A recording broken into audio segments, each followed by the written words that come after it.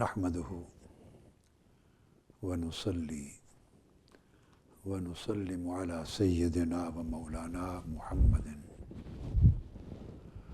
رسوله النبي الأمين المكين الحنين الكريم الرؤوف الرحيم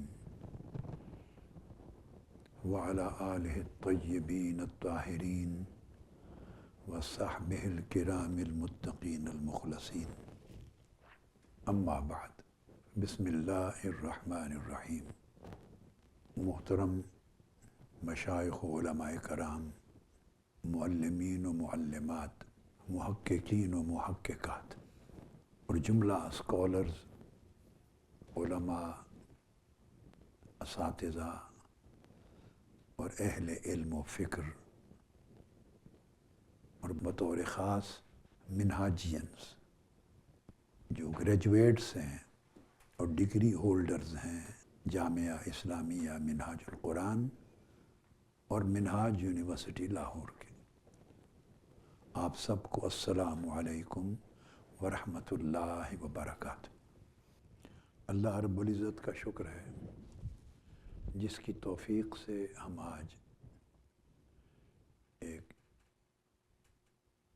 نہایت ہی مفید اور اہم علمی، تعلیمی اور تربیتی نشست میں جمع ہیں جو دعوت دین کے موضوع پر سوالات اور جوابات پہ مشتمل ہے۔ مجھے بڑی خوشی ہوئی جان کر کہ منہاج یونیورسٹی کے یعنی جامعہ کے 2003 کے جو گریجویٹس ہیں منہاجینز، آج ان کی نہ صرف بھرپور شرکت ہے بلکہ انہوں نے اپنے مادر علمی کے ساتھ اپنی محبت کا اظہار کرتے ہوئے اپنے اساتذہ میں سے اور اپنے کولیگز میں سے ملا کے 3 افراد کو عمرہ کے ٹکٹ دیے ہیں۔ میں ان بیٹوں کو مبارکباد دیتا ہوں۔ انہوں نے اپنی مادر علمی کے ساتھ اس قلبی تعلق کا حق ادا کیا ہے، اور اساتذہ کو بھی اور اپنے بھائیوں کو اس موقع پر یاد کیا ہے۔ اللہ پاک آپ سب کو برکتوں سے نوازے اور آپ کی کاوشیں قبول کرے، اور ہمیشہ اپنے مرکز کے ساتھ، جامعہ کے ساتھ، تحریک کے ساتھ جو آپ کی مادر علمی بھی ہے اور مادر روحانی بھی ہے، اس کے ساتھ آپ کسی نہ کسی طور پہ اپنا تعلق جوڑے رکھیں تسلسل اور دوام کے ساتھ، اور یہ عمل دعوت، عمل تعلیم، عمل تربیت، عمل خیر، اس میں کسی نہ کسی شکل میں دائماً حصے دار بنتے رہیں۔ کبھی بھی اپنے آپ کو اس سے توڑے نہیں۔ کنیکٹ رہنے سے آدمی پروٹیکٹ رہتا ہے، اور اگر ڈسکنیکٹ ہو جائے تو غیر محفوظ ہو جاتا۔ اللہ رب العزت آپ کو دنیا اور آخرت میں بیش از بیش برکتوں، نعمتوں اور سعادتوں کے ساتھ مالا مال کرے۔ اور اسی طرح جیسے سیشن 2003 کے تمام منہاجین اسکالرز اس آج کی نشست میں جمع ہیں اور باقی سالوں کے بھی جمع ہیں، مگر اسی طرح 100% تمام منہاجینز کی ایسے اجتماعات میں شرکت کو یقینی بنایا جائے تاکہ استفادہ کا عمل تسلسل سے جاری رہے۔ اللہ پاک آپ کی نشست کو بڑا مفید اور بابرکت بنائے۔ موضوع میں نے آج کی اس علمی نشست کا دعوت دین رکھا ہے۔ دین کی دعوت کیا ہے، اس کا مقام و مرتبہ کیا ہے، اس سے مراد کیا ہے، اس کی حدود کیا ہیں، اس کے اہداف مقاصد کیا ہیں، شرائط اور داعی کے اوصاف کیا ہیں، اور اس سے مؤثر بنانے کے طریقے اور مناہج کیا ہیں۔ الغرض یہ مختلف پہلو ہیں دعوت دین کے موضوع پر۔ تو میں نے سوالات منگوا لیے تھے مختلف جوانب سے، مجھے سوالات موصول ہو گئے، میں نے ان کو ترتیب دے دیا ہے، اور میں آپ کے بھیجے ہوئے سوالات کے انشاءاللہ تعالی ترتیب کے ساتھ جوابات عرض کروں گا۔ اس سے دعوت دین کے موضوع کی مختلف جہتوں، سمتوں اور زاویوں اور پہلوؤں پر ایک محیط گفتگو ہو جائے گی، اور امید ہے اللہ رب العزت کے فضل و کرم سے کہ اس میں کثیر فوائد نصیب ہوں گے۔ میں نے سوالات میں سے جو سوال سب سے پہلے منتخب کیا ہے ایڈریس کرنے کے لیے، اس کی اہمیت علمی بھی ہے اور عملی بھی ہے، زیادہ تر عملی اہمیت۔ اس لیے میں آپ کے اس سوال کے جواب سے گفتگو کا آغاز کر رہا ہوں۔ سوال یہ پوچھا گیا ہے کہ دعوت دین فرض عین ہے یا فرض کفایہ ہے؟ ہم دعوت دین کے لیے امر بالمعروف اور نہی عن المنکر کی اصطلاح بھی استعمال کرتے ہیں۔ اللہ کی راہ کی طرف بلانا،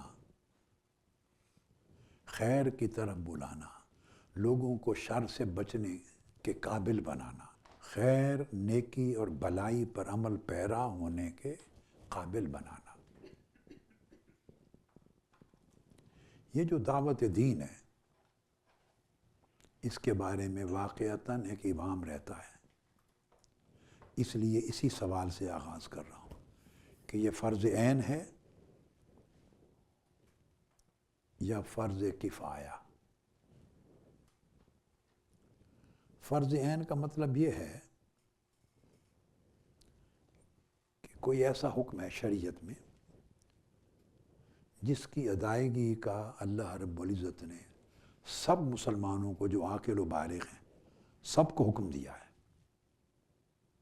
ہر ایک فرد کو حکم دیا ہے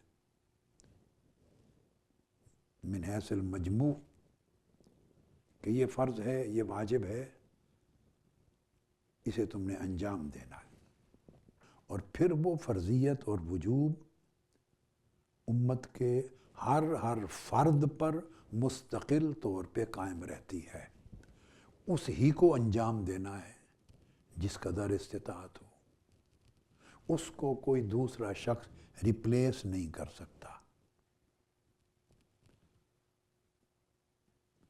اور وہ فرضیت یا وجوب اگر وہ ادا نہ کرے تو وہ اس سے ساقط نہیں ہو سکتی، وہ جواب دہ ہوگا، گناہگار ہوگا، وہ اپنی انفرادی حیثیت میں مکلف ہے، جیسے نماز، روزہ، حج، زکوٰۃ اور دیگر بہت سے اوامر و نواہی ہیں شریعت کے احکام ہیں۔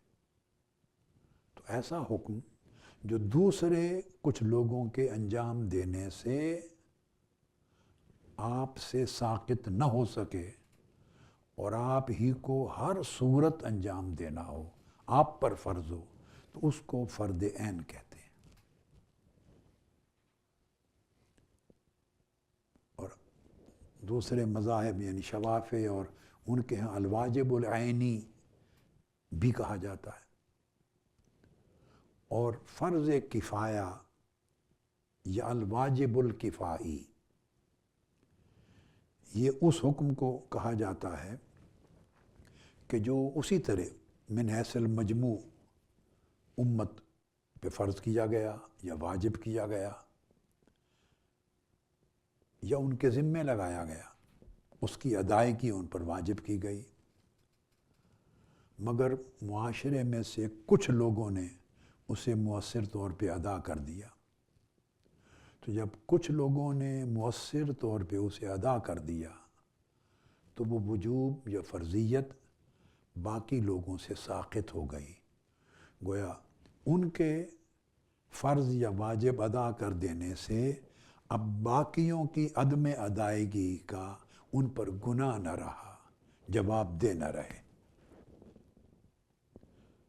تو باقی کچھ لوگوں کے اس عمل کے ادا کر دینا سب کے لیے کافی تصور کیا گیا، اس کو کفایہ کہتے ہیں، یعنی وہ باقیوں کے لیے وہ کفایت کر گیا۔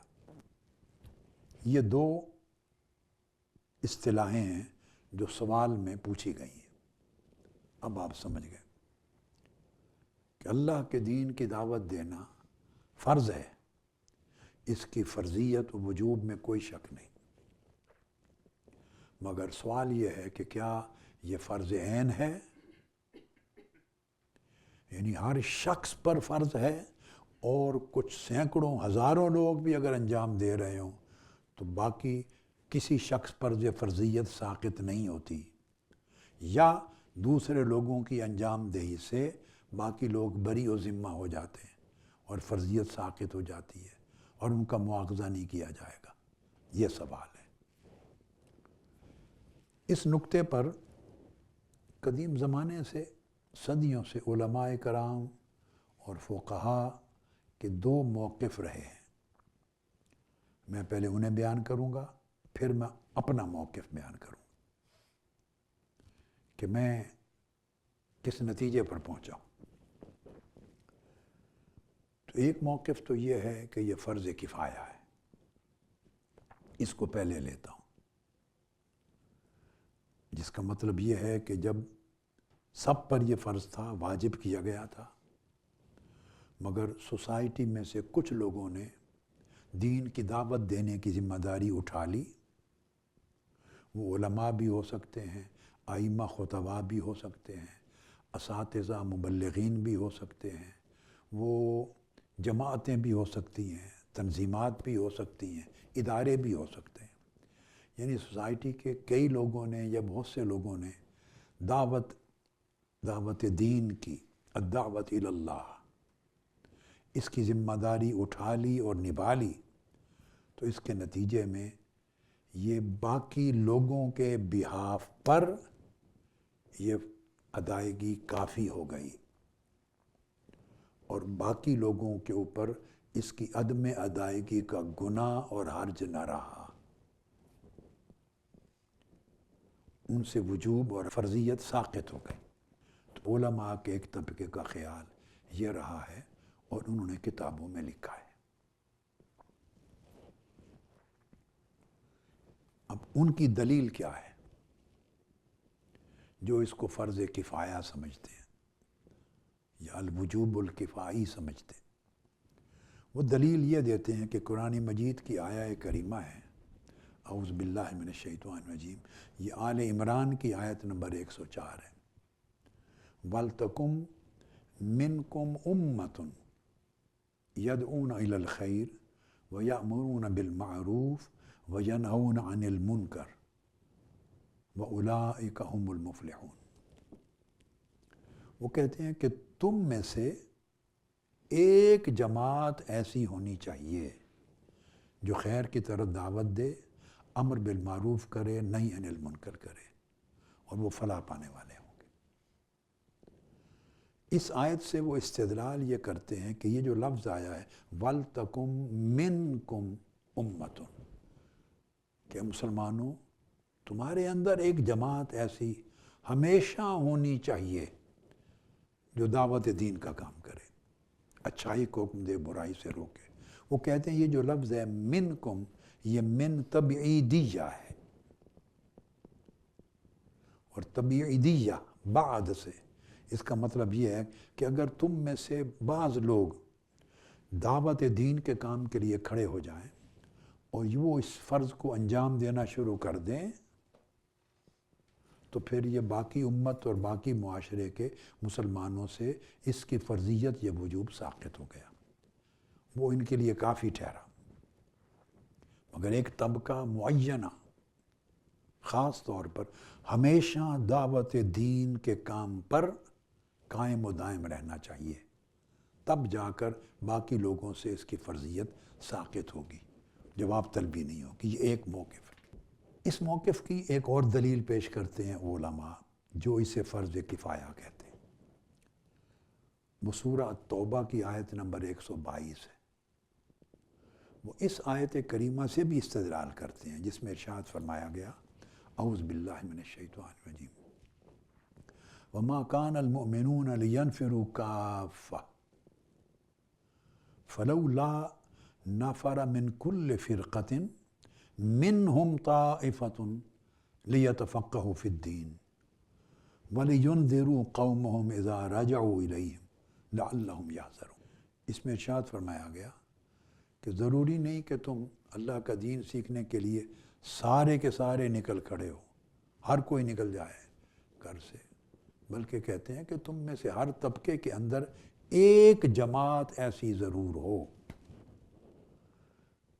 جو دین میں تفقہ پیدا کرے، دین کی فقہ، دین کا فہم، دین کا علم اور گہرائی کے ساتھ دین کی معرفت حاصل کرے، تاکہ باقی لوگ جب پلٹیں، وہ جو جہاد پر گئے یا دیگر ریاستی اور معاشرتی ذمہ داریوں کی ادائیگی پر نکلے تھے، پلٹیں تو یہ ان کو دین کی دعوت دے سکیں، خیر کی طرف لا سکیں، علم دے سکیں، تربیت کر سکیں، فہم دے سکیں۔ اس سے وہ استدلال کرتے ہیں کہ یہ فرمایا فَلَوْلَا نَفَرَ مِنْ كُلِّ فِرْقَةٍ مِّنْهُمْ طَائِفَةٌ، کہ ان میں سے ایک جماعت ایسی ہونی چاہیے جو دین سیکھے اور باقی لوگوں کو سکھائے۔ تو استدلال کرتے ہیں کہ یہاں اس سے پتہ چلتا ہے کہ یہ فرض کفایہ ہے، کچھ لوگ اگر ہر دور میں ایسا کر لیں تو یہ باقیوں کو کافی رہے گا، یعنی فریضہ ادا ہو گیا۔ اسی طرح کچھ دلائل وہ اور بھی دیتے ہیں، اس آیت سے بھی استدلال کرتے ہیں جو آقا علیہ الصلوۃ والسلام کو اللہ رب العزت مخاطب ہوئے اور فرمایا ادعو الی سبیل ربک، ادعو الی سبیل ربک بالحکمت والموعظۃ الحسنۃ وجادلہم باللتی ہی احسن۔ وہ استدلال کرتے ہیں کہ حضور علیہ السلام کو حکم دیا گیا کہ آپ ان کو اللہ کی راہ کی طرف بلائیں، حکمت کے ساتھ، موعظت کے ساتھ اور جدال احسن کے طریق پر، نہایت عمدہ اسلوب پر۔ اب وہ یہ سمجھتے ہیں چونکہ حکم آقا علیہ السلام کو ہے تو حضور علیہ السلام کے بعد اس کا مخاطب جو ہے وہ پوری امت من حیث المجموع ہو جائے گی، تو پوری امت کو من حیث المجموع حکم ہے، مگر فرض کفایہ اس لیے بناتے ہیں کہ چونکہ دعوت کے لیے شرط ہے کہ حکمت کے ساتھ دعوت دیں، اچھے طریقے سے نصیحت کریں، اختلاف و مجادلہ ہو تو بڑے احسن اسلوب کے ساتھ کریں۔ وہ کہتے ہیں کہ اس کے لیے علم ہونا چاہیے، حکمت ہونی چاہیے، موعظت کا اسلوب معلوم ہونا چاہیے، طریقے سمجھنے چاہیے، جن میں یہ صلاحیت اور استعداد ہو ان پر فرض ہے، اور وہ اگر ادا کر دیں تو باقیوں کی طرف سے یہ ادائیگی ہوگی، ان کے لیے کفایہ ہو گیا۔ تو اس طرح کے دلائل وہ طبقہ دیتا ہے جو اس کو فرض کفایہ سمجھتا۔ اب دوسرا موقف بیان کرتا ہوں۔ کچھ علماء ایسے ہیں جو اس کو فرض کفایہ نہیں بلکہ فرض عین سمجھتے، ایک طبقہ علماء کا امت میں رہا ہے، ان کے نزدیک یہ فرض عین ہے، یہ بعض لوگوں کی انجام دہی کے ذریعے ہر فرد سے ساقط نہیں ہو جاتا، ہر شخص اپنی حیثیت میں بدستور جواب دہ، اکاؤنٹیبل اور آنسریبل رہتا ہے، نہیں کرے گا تو گنہگار ہوگا، اس کا مواخذہ ہوگا۔ یہ فرض عین ہے، جیسے نماز فرض عین ہے، کچھ لوگ پڑھ لیں تو باقی فیملی اور محلے داروں، فیملی سے اور محلے داروں سے ساقط نہیں ہوتا۔ ایک مسجد میں جماعت ہو رہی ہے، فجر، ظہر، عصر، مغرب اور عشاء، تو ایسا نہیں ہے کہ ایک جماعت ہو گئی، 15، 20، 50، 100، 200 لوگوں نے پڑھ لی، باقیوں سے فرض ساقط ہو گیا۔ یہ میں آسان کر کے سمجھا رہا ہوں تاکہ ایک عام آدمی بھی سمجھ سکے۔ روزہ ہے، کچھ لوگوں نے رکھ لیا تو باقیوں سے ساقط ہو گیا۔ صاحب استطاعت لوگوں نے، کچھ لوگوں نے حج کر لیا تو باقی صاحبان استطاعت سے ساقط ہو گیا۔ زکوٰۃ کچھ لوگوں نے دے لی تو باقی جن پر فرض تھی ان سے ساقط ہو گئی۔ تو کچھ لوگوں نے دوسروں کی ذمہ داری پوری کر دی یہ اس طرح کا نہیں ہے. جیسے یہ فرائض ہیں عینیہ، اس طرح دعوت دین بھی فرض عین ہے. یہ دوسرا موقف ہے. اب ان کے دلائل بیان کرتا ہوں. وہ جو پہلی آیت کریمہ فرض کفایہ سمجھنے والوں نے بطور دلیل کوٹ کی تھی، وَلْتَكُمْ مِنْكُمْ أُمَّةٌ يَدْعُونَ إِلَى الْخَيْرِ يَأْمُرُونَ بِالْمَعْرُوفِ وَيَنْهَوْنَ عَنِ الْمُنْكَرِ، اور کہا تھا کہ منکم تبعیدیہ ہے. من یعنی بعض لوگ کے اوپر حکم ہے، وہ اگر ادا کر دیں تو باقیوں کی طرف سے فرض ساقط ہو جائے گا. اب اسی آیت کو لیتے ہیں، یہ طبقہ علماء اسی آیت کو لیتا ہے پہلی دلیل. اور تفسیر اس کی یہ ہے کہ وَلْتَكُمْ مِنْكُمْ أُمَّةٌ میں من تبعیدیہ نہیں ہے، یہ من بیانیہ ہے. یہ اب ایک نحوی بحث ہے، میں نے مختصر سمجھا دیا. وہ کہتے ہیں من سے مراد بعض لوگ نہیں ہیں. یہ من اس امر کو تاکید کے ساتھ بیان کرنے کے لیے آیا ہے. تو تبعیدیہ نہیں، تبیینیہ ہے، بیانیہ ہے. تو اس سے مراد ہرگز ایسا نہیں کہ تم میں سے بعض لوگ یہ کر لیں تو باقیوں کے بیاپ پہ فرض ادا ہو گیا. نہیں، یہ عربی زبان میں یہ طریقہ آتا ہے. کئی بار لفظ من استعمال ہوتا ہے مگر مراد بعض لوگ نہیں ہوتے، حکم سب کے لیے ہوتا ہے. لہذا ہر شخص اپنی انفرادی حیثیت میں مکلف ہے، حسب امکان، حسب استطاعت، جتنی اس میں استطاعت ہے، جتنی حیثیت ہے، جتنی طاقت ہے.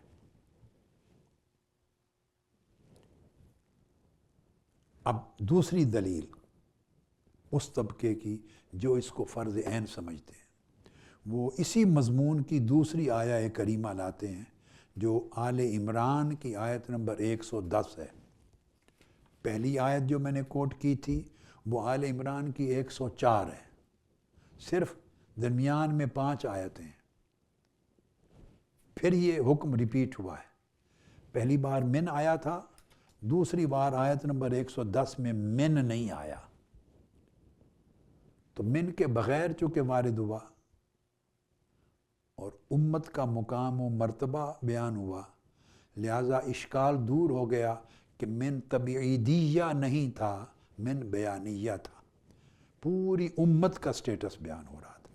اس میں فرمایا کنتم خیر امت اخرجت للناس تأمرون بالمعروف وتنہون عن المنکر وتؤمنون باللہ. ارشاد فرمایا کہ تم بہترین امت ہو. اب یہ نہیں فرمایا کہ تم میں سے بعض افراد بہترین امت کے نمائندگان ہیں یا بہترین امت ہیں، بعض نہیں. تم سب اے امت مسلمہ، تم بحیثیت امت بہترین امت ہو، اور تو نے چن لیا گیا ہے، بہترین امت کے طور پہ چن لیا گیا. اخرجت للناس. اب یہ پوری امت من حیث المجموع بیان ہو رہی. اور تم بہترین امت کیوں ہو؟ اس آیت کریمہ میں ہے تأمرون بالمعروف. اب آج چونکہ مجلس علماء کی ہے، محققین کی ہے، اساتذہ کی ہے، مبلغین کی ہے، اسکالرز کی ہے، خاص طور پہ جو بہترین امت کے دینی نمائندگان ہیں اور حاملان علم نبوت ہیں اور وارثان نبوت ہیں، وارثان علم نبوت، وارثان پیغام نبوت. میں امید کرتا ہوں کہ آپ اس پورے تصور کو سمجھ کر اس کے بعد جو تبدیلی مطلوب ہے اسے اپنے اندر صادر فرما لیں گے اور زندگی میں ایک نئے دن کا، ایک نئے دور کا آغاز کریں گے.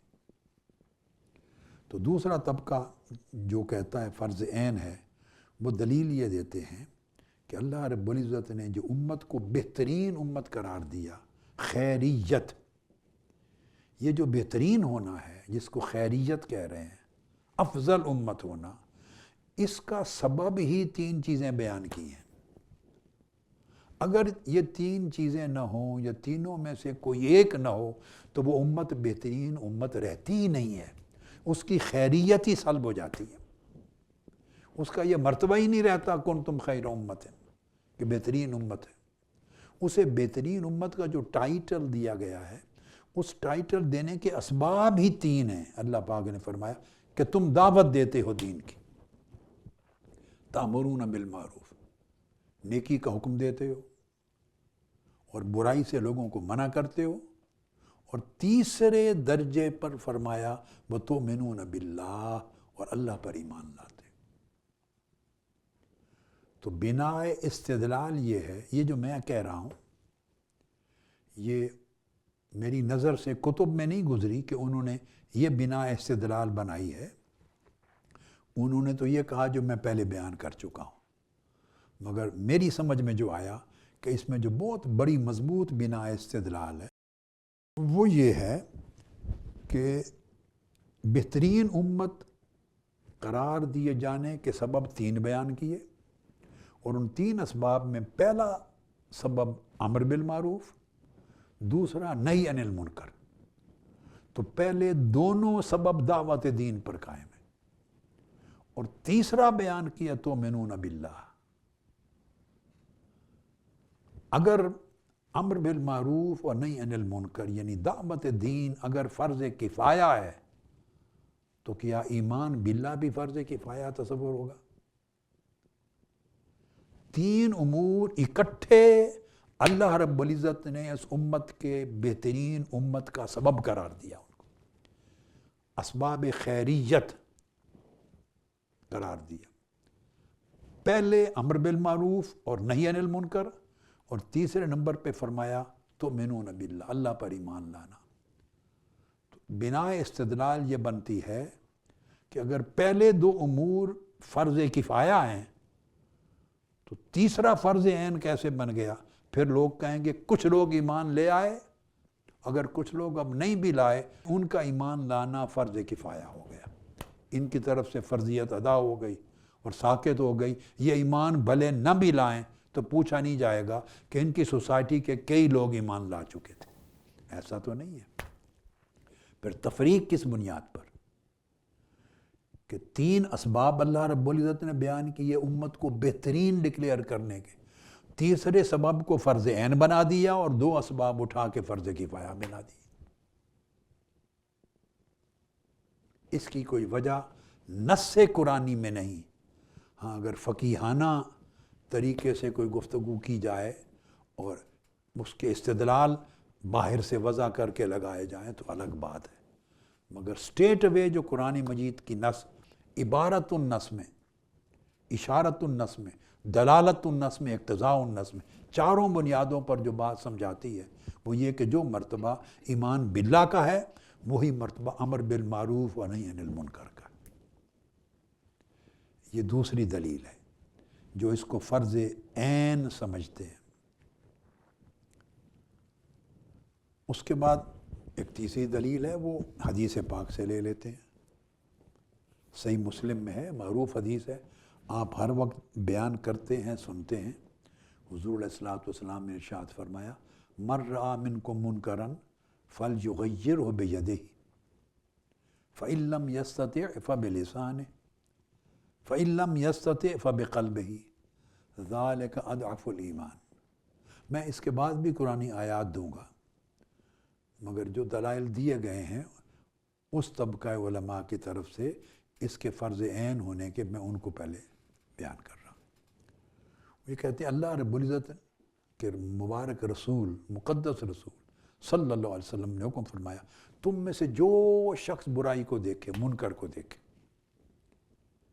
فلیغیر، اس پر واجب ہے، فرض ہے کہ وہ اسے اپنے ہاتھ سے، اپنی طاقت سے تبدیل کرے صورتحال کو، برائی کو اچھائی میں، بھلائی میں بدلے، بدی کو نیکی میں بدلے، تبدیل کرے اس صورتحال کو، برائی کو روکے۔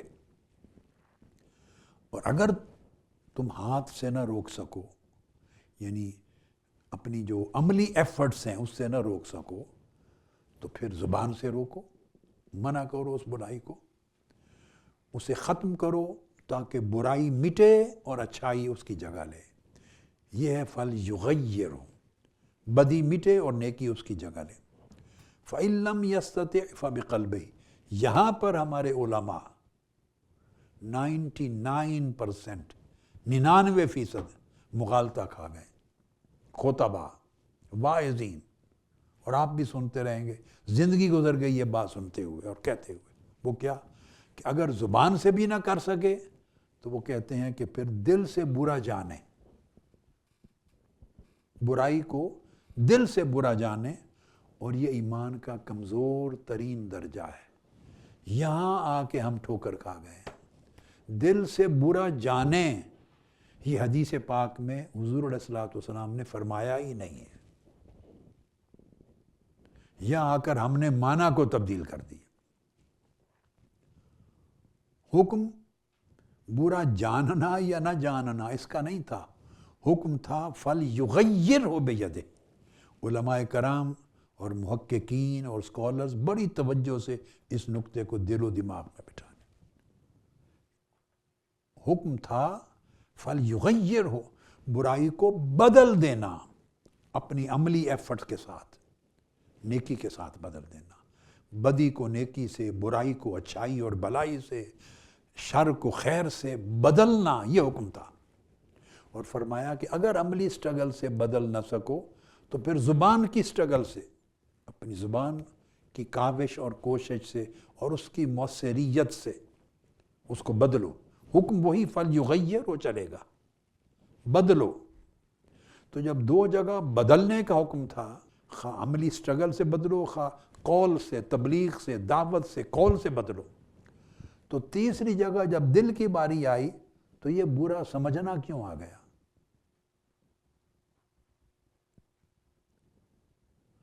اب چونکہ دل کا ذکر تھا تو ہم نے دل چونکہ عملی طور پہ کو باہر نکل کے سٹرگل نہیں کرتا، تو ہم سمجھتے ہیں دل میں خیالات آتے ہیں، خواہشات آتی ہیں، پسند ناپسند کرتا ہے، اس لیے یہاں پسند ناپسند کا معنی ٹھونک دیا ہم نے۔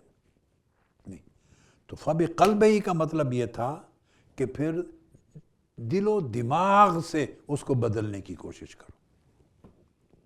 حکم یہاں بھی فَلْيُغَيِّرْ ہے، اور دل و دماغ سے بدلنے کی کوشش کا مطلب یہ ہے کہ اگر آپ میں یہ استطاعت بھی نہیں کہ عملی جد و جہد کا حصہ بن سکو، اور یہ استطاعت بھی نہیں کہ زبان سے پڑھے نہیں ہو، سپیچ نہیں کر سکتے، دعوت نہیں دے سکتے، سمجھا نہیں سکتے، بلیغ طریقے سے بات پہنچا نہیں سکتے، تو زبان کے ذریعے بھی نہیں کر سکتے ہو، تو اللہ پاک نے فرمایا اور اللہ کے رسول نے فرمایا کہ دل و دماغ تو ہے نا، پھر دل و دماغ سے فیصلہ کرو کہ کیا کر سکتے ہو، اس دعوت دین کے عمل میں اپنا حصہ کیسے ڈال سکتے ہو، دل و دماغ سے فیصلہ کرو۔ اگر مال خرچ کر سکتے ہو تو اس دعوت دین کے فروغ میں مال خرچ کرو۔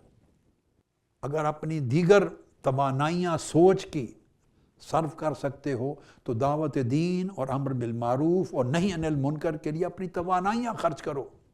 ٹائم دے سکتے ہو ٹائم دو، اس کے نظم میں مددگار بن سکتے ہو نظم میں مددگار بن، سواری مہیا کر سکتے ہو تو ساتھ گاڑی لے کے چلے جاؤ، فیسیلیٹیٹ کرو۔ اگر اس کی جماعت بنی ہے تو جماعت کا حصہ بن جاؤ، افرادی قوت کے ذریعے ان کو بڑھا دو۔ اپنے دل اور دماغ سے پوچھو جس حیثیت میں، جس صلاحیت کے ساتھ، جس استطاعت کے ساتھ، جس انداز کی سپورٹ کر سکتے ہو اس بدی کو بدلنے میں نیکی کے ساتھ، شر کو خیر میں بدلنے میں، پھر اپنے دل و دماغ سے پوچھو کہ اب جب عملی جد و جہد بھی ڈائریکٹلی نہیں کر سکتے اور زبان سے ابلاغ، دعوت، تقریر اور تبلیغ بھی نہیں کر سکتے، اب دل سے پوچھو کہ کس طرح بدلتا ہے تمہارا دل، بدلنے میں تمہیں کیا کیا راستے دکھاتا ہے۔ تو جو دیگر ایفرٹ امکانیات میں ہے، پاسبلٹیز میں ہے، آپ کی کیپیسٹی میں ہے، اس طرح حصہ ڈالو اس دعوت دین میں۔ جیسے اہل علم کو پی ایچ ڈی کروا رہے ہیں آپ لوگ، اگر خود نہیں کر سکتے تو ان کو پی ایچ ڈی کرنے میں فیسیلیٹیٹ کر رہے ہیں، خرچ کر رہے ہیں ان پر۔ یہ فبقلبہ ہے، یہ غلط بتایا جاتا ہے قوم کو، انہیں غفلت کی نیند سلانے کے لیے کہ دل سے برا جانو بس خیر ہو گئی۔ ایک ایسا دھوکہ ہم نے وضع کر لیا ہے کہ پوری قوم کو ظلم، جھوٹ، بددیانتی، خیانت، بے ایمانی، کفر، شرک، دجل اور فریب کے آگے سلا دیا ہے۔ ہم دل سے برا جانتے ہیں۔ آپ کے سامنے شر ہو رہا ہے، کفر غالب ہو رہا ہے، فسق و فجور پھیلتا جا رہا ہے، بدی ختم ہو گئی ہے، کمزور ہو گئی ہے، نیکی رہی نہیں، گھر میں نماز کوئی نہیں پڑھتا، حیا کی قدریں ختم ہو گئی ہیں، اخلاقیات نہیں رہیں۔ آپ کہتے ہیں ہم فبقلبہ، ہم دل سے برا جانتے ہیں۔ ایسے دل کو اٹھا کے دوزخ میں پھینک دیا جائے گا۔ دل سے برا جان، کیا دل سے برا جاننا ہے؟ تو خاموشی تائید ہے اس کے ساتھ۔ تو یہ نہیں فرمایا تھا بے دل سے برا جانو اور چپ کر کے بیٹھے اور جو ہوتا ہے ہوتا رہے، نہیں۔ پھر یہ تیسرا درجہ دیا تھا فبقلبہ، پھر اپنے دل سے کام لو، اس کو تبدیل کرنے میں دل سے کام لو، دل و دماغ سے جو تدبیر آپ کی صلاحیت اور استعداد کے مطابق ممکن ہے وہ بروئے کار لاؤ، اور سپورٹ کرو انہیں جو عملی جد و جہد کر رہے ہیں یا قولی جد و جہد کر رہے ہیں زبان سے، ان کو سپورٹ کرو۔ خواہ آپ اس میں اس تنظیم کا حصہ بنیں، جماعت کا حصہ بنیں، کسی شکل سے اس کو فیسیلیٹیٹ کریں، دین کے کام کی مدد کریں۔ لوگ مدرسے بناتے ہیں، مساجد بناتے ہیں، آپ نہ مدرسہ بنا سکتے ہیں نہ چلا سکتے ہیں، آپ اس کو پیسے دیتے ہیں، خرچ کرتے ہیں، اللہ کا گھر بناتے ہیں، یہ فبقلبہ میں آ جائے گا۔ اب دین کی دعوت دینے والوں کو سپورٹ کرتے ہیں، فیسیلیٹیٹ کرتے ہیں، جو جماعت امر بالمعروف نہی عن المنکر کر رہی ہے اس کے ساتھ کھڑے ہوتے ہیں، اس کی تنظیم کا حصہ بنتے ہیں، افرادی قوت کا حصہ بنتے ہیں، کسی بھی طریقے سے انہیں ہیلپ کرتے ہیں۔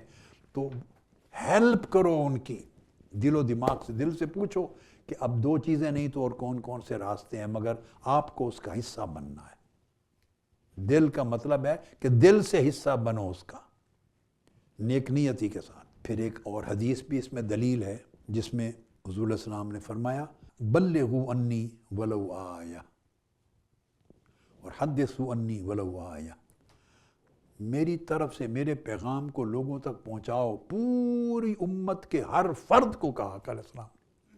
فرمایا جو شخص یہاں موجود ہے اس پر واجب ہے کہ جو موجود نہیں غائب تک ایک ایک لفظ میرا پہنچائے، خواہ ایک جملہ ہی کیوں نہ ہو، میرا جملہ ہر حاضر شخص غائب کو پہنچائے۔ تو آپ نے ہر ایک کو حکم دیا ولو آیا، خواہ وہ ایک جملہ ہی کیوں نہ ہو۔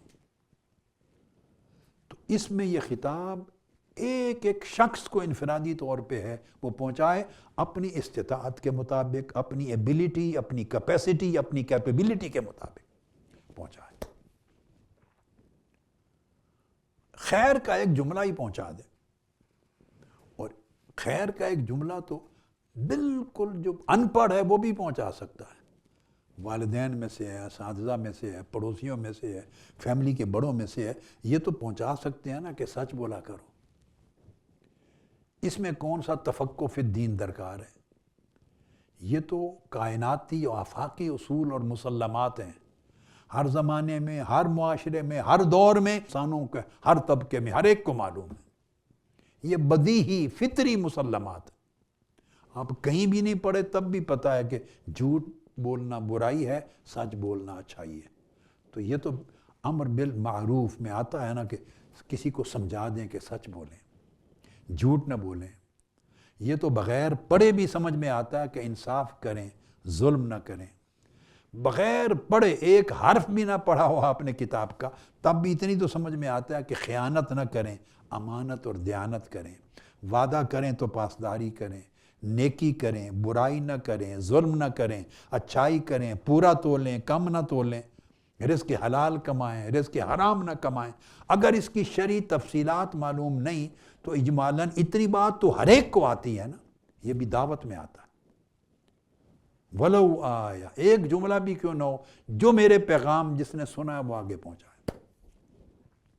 تو یہ فرض عین ہے ہر شخص پر، بھلے ایک جملہ ہی پہنچا دے۔ یعنی پروسیس جو ہے دعوت کا، اس کا حصہ ہر شخص بنے۔ باپ ہے تو اولاد کے لیے بنے، ماں اولاد کے لیے بنے، بڑا بھائی چھوٹے کے لیے بنے، رشتہ داروں کے لیے بنے، فیملی کے لیے بنے، پڑوس کے لیے بنے، امام اور خطیب ہے تو اہل مسجد کے لیے بنے، بڑا ہے تو اہل محلہ کے لیے بنے، ٹیچر ہے جماعت کے لیے بنے، استاد ہے، الغرض جو مقام عالم ہے، مبلغ ہے، داعی ہے تو بڑے طبقے کے لیے بنے، شیخ ہے مریدین کے لیے بنے، جو جس حیثیت میں ہے، بلغوا انی ولو آیا، وہ پہنچائے، دعوت پہنچائے، میرا پیغام، خواہ ایک جملہ ہی کیوں نہ ہو۔ تو ہر ایک پر فرض ہے، اس میں کوئی فرض کفائی نہیں ہے، کسی ایک کا کام دوسرے کو کفایت نہیں کرتا، منیمم ہر شخص پر ایک درجہ فرضیت کا قائم ہے۔ پھر اس میں یہ بھی دلیل ہے جو ارشاد فرمایا گیا، اعوذ باللہ من الشیطان الرجیم، والعصر ان الانسان لفی خسر الا الذین آمنوا وعملوا الصالحات وتواصوا بالحق وتواصوا بالصبر۔ یہاں یہ دو قول کمپلیٹ ہو گئے۔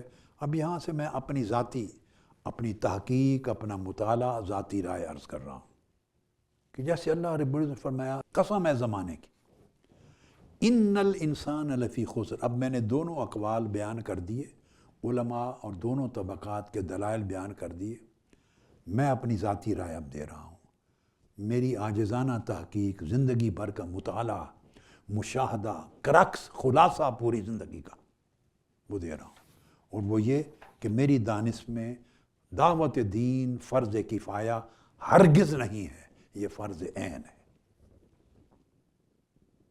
اللہ رب العزت نے جو سمجھ مجھے عطا کی اور پوری عمر جو میں نے پڑھا اور سمجھا، اس کا لب لباب ہے، یہ فرض عین ہے۔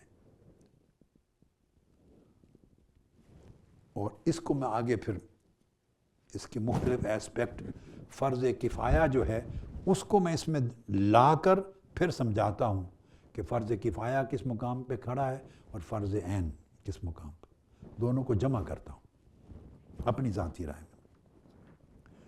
وہ میں یہ کہہ رہا ہوں کہ فرض عین ہے ہر شخص کے لیے اس کی استطاعت کے مطابق، اس کی قدرت اور اس کی استطاعت کے مطابق، یہ فرض عین اس معنی میں۔ جب یہ میں نے تفصیل کر دی، وہ سارے دلائل جس سے وجوب کفائی مراد لیا جاتا تھا کہ فرض کفایہ ہے، ان کا جواب آ گیا۔ لِيَتَفَقَّهُ فِي الدِّينِ کہ ہر کوئی دین میں تفقہ نہیں پاتا، تو جس کے پاس تفقہ اور معرفت نہیں، اس کے پاس اس سطح کی دعوت کی ذمہ داری نہیں۔ بالکل اس حدیث سے استنباط کیا، جس کے پاس عملی جد و جہد کی طاقت نہیں تو اس کا بھی ساکت نہیں ہوا، اس کی بجا ریپلیس ہو کہ اللہ نے لسان کو رکھ دیا کہ قول سے، زبان سے، زبانی تبلیغ سے وہ ریپلیس ہو گئی عملی قوت کی جد و جہد، ساکت نہیں ہوئی۔ یہ میں آپ کو اپنی رائے کے اب اسباب دے رہا ہوں۔ اور جو زبان سے بھی کچھ نہیں کہہ سکتا، بیچارہ بات نہیں کر سکتا، سمجھا نہیں پاتا، تو اس سے بھی ساکت نہیں ہوا فرض۔ وہ جو فرمایا فَبِقَلْبِهِ ہی اس درجے پہ آ گیا۔ بھئی کچھ بھی نہیں کر سکتے تو سپورٹ ہی کر دو، مالی معاونت کر دو، اخلاقی معاونت کر دو، ٹائم دے دو، دفتر میں جا کے بیٹھ جاؤ، جھاڑ پھونک کر دو، کرسی اور ٹیبل کی صفائی کر دو، ان کو سپورٹ کرو، مورل گاڑی لے کے ان کے ساتھ چلے جاؤ، ان کا حصہ بن جاؤ، ان کو حوصلہ دو، یہ بھی فَبِقَلْبِهِ کے تحت آئے گا۔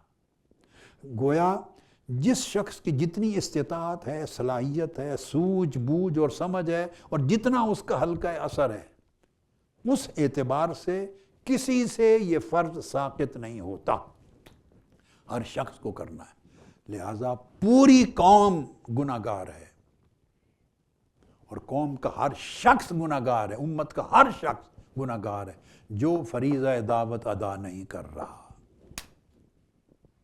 اور یہ سمجھ رہا ہے چونکہ مسجدیں بن گئیں، علماء کا کام ہے وہ دعوت دین دے، مدارس بن گئے، مدرسین کا کام ہے دعوت اور تبلیغ کے لیے اور اشاعت دین اور فروغ دین کے لیے، جماعتیں بن گئیں، تنظیمات بن گئیں، سو ان کا کام ہے۔ ہماری ذمہ داری ختم ہو گئی۔ اس کی ذمہ داری ختم نہیں ہوئی جیسے نماز کی فرضیت کی ذمہ داری ختم نہیں ہوتی، جیسے روزے کی ذمہ داری ختم نہیں ہوتی، جیسے حج اور زکوٰۃ کی ذمہ داری ختم نہیں ہوتی، اسی طرح امر بالمعروف و نہی عن المنکر، دین کی دعوت کی ذمہ داری کسی شخص پر ٹوٹلی ختم نہیں ہوتی، جتنی اس کی استطاعت اور صلاحیت ہے اس کے مطابق واجب رہتی۔ اب اس کے لیے قرآن مجید کے الفاظ سنیے، قسم ہے زمانے کی، ان الانسان لفی خسر۔ اب میں نے عرض کیا کہ اب میں اپنی رائے دے رہا ہوں یا اپنا مطالعہ تحقیق کا خلاصہ دے رہا ہوں، اس کے بھی بنیادیں سمجھیں۔ فرمایا ہر انسان خسارے میں ہے۔ یہ من حیث المجموع امت کی بات نہیں کی، ہر انسان، یا الف لام استغراق کی ہے یا جنس ہے، ہر شخص، ہر انسان جس کا نام انسان ہے وہ خسارے میں ہے۔ تو جب ہر انسان کی بات کر دی، اس میں استثناء کیا، فرمایا الا الذین، سوائے ان لوگوں کے، الا الذین آمنوا، جو ایمان لائے، وعملوا الصالحات، اور جنہوں نے نیک عمل کیے، فرائض واجبات اللہ کے احکام بجا لائے، وتواصوا بالحق، اور لوگوں تک حق پہنچایا، حق کی وصیت و نصیحت کی، امر بالمعروف کیا، وتواصوا بالصبر، نہی عن المنکر کیا، دعوت دین دی، خیر کا کلمہ پہنچایا، اور اس میں اگر کسی نے ان کو ریئیکٹ کیا، ریزسٹ کیا، تکلیف پہنچائی، اذیت دی، برا بھلا کہا، مشکل اس کے لیے کھڑی کی، وتواصوا بالصبر، تو پھر اس نے صبر کیا۔ یہ جو 4 حکم ہیں، ان میں کوئی بھی حکم کفائی نہیں ہے، کوئی بھی فرض کفایہ نہیں، ہر ایک فرض عین ہے۔ ایسا نہیں ہو سکتا کہ مرضی سے علماء اور خطبہ اور واعظین یا عوام الناس یا کوئی طبقہ مرضی سے 4 میں سے پکڑ کے 2 کو فرض عین بنا دے اور 2 کو فرض کفایہ بنا دے۔ یہ تو مرضی کی بات تو نہیں ہے۔ ایک ہی استثناء اللہ نے کیا اور 4 چیزوں کی ایک پیکج بنایا۔ ہر انسان خسارے میں ہے سوائے ان لوگوں کے جو ان 4 شرائط کو پوری کرتا ہے۔ اس میں عین اور کفایہ کا فرق کیسے نکل آیا؟ ہر شخص خسارے میں ہے سوائے ان کے جو 4 شرائط پہ پورا اترے، ایک ایمان، ایک عمل صالح، ایک امر بالمعروف اور نہی عن المنکر، یعنی دعوت دین، تواصوا بالحق، حق کا کلمہ آگے پہنچانا، اور چوتھا اس پر کوئی مشکلات آئیں تو صبر کرنا۔ اب میری دانست میں یہ اس طرح کا اکٹھا پیکج اللہ رب العزت نے دیا ہو کہ خسارے سے بچنے کا ایک ہی راستہ ہے کہ 4 کام کرو، تو اس میں ہم ڈیفرینشیٹ کر کے 2 کو فرض عین میں ڈال دیں، 2 کو کفایہ میں ڈال دیں، تو یہ ہماری، میں کیا کہہ سکتا، بادشاہی ہوگی۔ دین کی روح اور اللہ کے پیغام حکم کی روح یہ نہیں ہے۔ اب یہاں ایک اور خاص چیز جو آج کے وقت میں زمانے کے اینگل سے میں نے دیکھا ہے اور میں اس رائے پر قائم ہوں، وہ بتانا چاہتا ہوں۔ فرض کفایہ کو لے لیں، بیسیکلی لے لیں فرض کفایہ کو۔ کوئی فرض اصلاً کفایہ نہیں ہوتا، یاد رکھیں، اصلاً کوئی فرض یا کوئی واجب کفائی نہیں ہوتا، وہ عینی ہی ہوتا ہے، یعنی حکم ہے، اللہ کا حکم ہے، فرض ہے یا واجب ہے یا سنت ہے، حکم ہے۔ بعض ایسے ہیں اعمال، جیسے مثال کے طور پہ نماز جنازہ ہے، فرض کفایہ ہو گیا، اس میں وجوب کفائی ہے، یا مسنون اعتکاف ہے رمضان کا، وہ کفائی سنت ہے۔ اب میں ان دونوں کو فرق سمجھاتا ہوں کہ وہ کفائی سنت یا کفائی واجب یا کفائی فرض بنتا کس طرح ہے۔ وہ یہ کہ وہ حق تھا جنازہ پڑھنا، جنازہ اس میت کا حق تھا۔ اب پاسبل نہیں کہ سارا محلہ، سارا شہر، پوری سوسائٹی، اس کے جاننے والے جنازہ پہ پہنچ جائیں۔ حضور علیہ السلام نے حقوق بیان کیے، کوئی فوت ہو جائے تو جنازہ پڑھیں، مریض ہو تو عیادت کریں، تدفین ہو تو کچھ لوگ اس کے جنازے کے ساتھ جائیں، واجبات بیان کیے۔ تو اگر ایک عدد مسلمانوں کا، اس کے دوستوں کا، اعزاء اقارب کا، جاننے والوں کا آ گیا، جس نے آ کے اس کی نماز جنازہ پڑھ لی اور اس کے لیے دعائیں مغفرت کر لی، جو اصل مقصود تھا وہ پورا ہو گیا، تو اس کے لیے جب کچھ لوگوں نے دعائیں مغفرت کر لی، نماز جنازہ پڑھ لی، تو ان کی دعائیں مغفرت کرنے سے اس کا جو حق تھا جو باقیوں پر واجب، وہ ادا ہو گیا۔ چونکہ حق ادا ہو گیا، اس لیے اس حق ادا ہو جانے کے سبب باقیوں کے لیے کفایہ ہو گیا۔ باقیوں کے لیے کافی ٹھہرا، چونکہ حق ادا ہو گیا، اس کی ضرورت باقی بچی نہیں، سو وہ کفایہ میں بدل گیا باقیوں کے لیے۔ اعتکاف کا وقت آ گیا ماہ رمضان کا، مسجد کا حق تھا کہ اللہ کے گھر میں لوگ بیٹھیں، خلوت کریں، تو کچھ لوگ آ کے بیٹھ گئے۔ رمضان کے آخری ایام میں یہ سنت تھی، آقا علیہ السلام کی بیٹھتے تھے، وہ سنت پوری ہو گئی، مسجد ویران نہ رہی، مسجد کے کونوں میں اللہ اللہ کرنے والے بیٹھ گئے، آخری 10 راتوں میں جاگنے والے، اللہ کا ذکر کرنے والے، اللہ سے مانگنے والے بیٹھ گئے، سو مسجد کا حق ادا ہو گیا۔ چونکہ حق پورے طور پہ ادا ہو گیا، اس لیے باقی جو لوگ نہیں بیٹھنے آئے، سو ان کے اوپر سنت کی جو ضرورت تھی وہ کافی ہو گئی، ان کے عمل نے ان کے لیے کفایت کر دی۔ تو فرض ہو یا سنت ہو یا واجب ہو، کفایہ تب بنتا ہے کہ وہ ان اٹ سیلف اس کی ضرورت پوری ہو جائے اور وہ باقیوں کے لیے کافی ہو جائے۔ کفایت کا پایا جانا ضروری ہے، وہ سفیشنٹ ہو جائے، وہ انف ہو جائے۔ اگر انف اور سفیشنٹ ہو جائے، ضرورت کافی ہو جائے، پوری ہو جائے، تو تب باقیوں سے وہ فرضیت یا وجوب جو بھی ہے امر ساقط ہوتا ہے۔ یہ ہے بنیادی کانسیپٹ کہ فرض عین کفایہ میں کیسے بدلتا ہے، یا واجب یا سنت کفایہ میں کیسے بدلتی ہے۔ جب یہ اصول آپ نے ذہن میں رکھ لیا، اب امر بالمعروف اور نہی عن المنکر کی طرف آ جائیں۔ اس فرض کا مطلب کیا ہے؟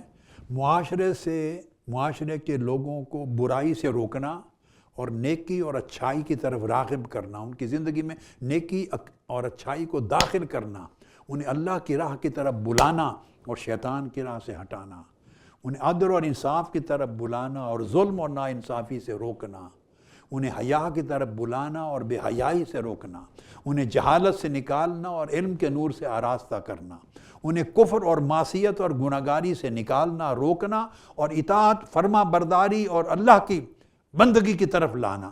یہ ہے اس کا مقصد۔ 27 کروڑ یا 25 کروڑ کا معاشرہ ہے، ایک سوسائٹی 25 کروڑ لوگوں کی ہے، اور اگر آپ نماز پڑھنے والوں کی گنتی کر لیں تو شاید، مجھے ایگزیکٹ میں نے کیلکولیٹ تو نہیں کیا، پتہ نہیں 1% ہوں گے، 2% ہوں گے، چلو کو بہت ہی صحیح سخاوت کے ساتھ کیلکولیٹ کر لیں تو 5% ہو گئے۔ میرا نہیں خیال کہ 5% بنتے ہیں۔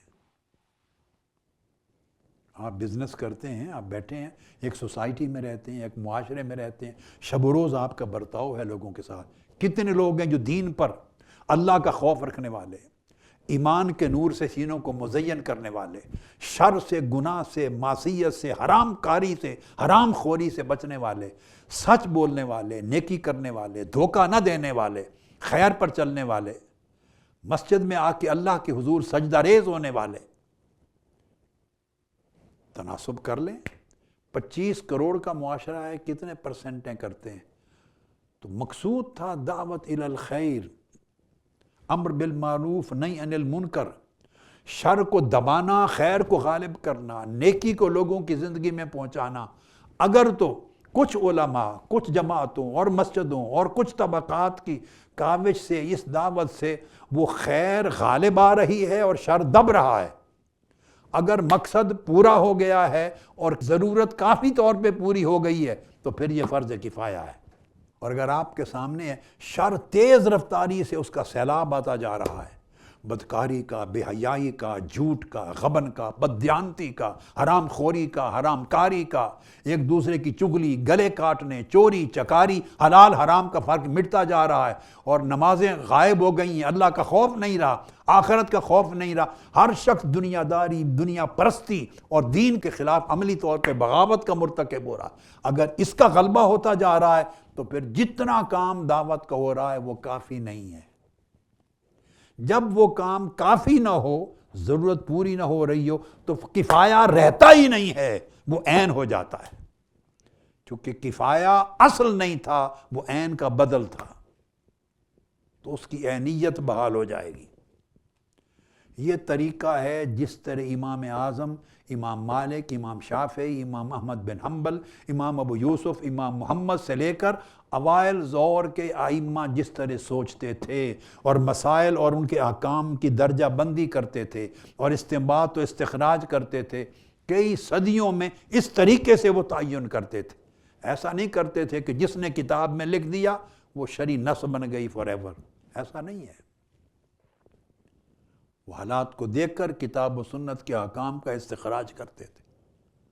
تو یہ جو دعوت، جو بھی جتنی جماعتیں اور مدارس اور مساجد اور علماء کو لے لیں، پرسنٹیج دیکھ لیں اور خیر اور شر کے بڑھتے یا گھٹتے ہوئے اثرات کو دیکھ لیں، تو کیا یہ کفایت کرتا ہے یہ عمل شر کے خاتمے یا شر کی کمی میں اور خیر کے غالب کرنے اور خیر کے بڑھانے میں؟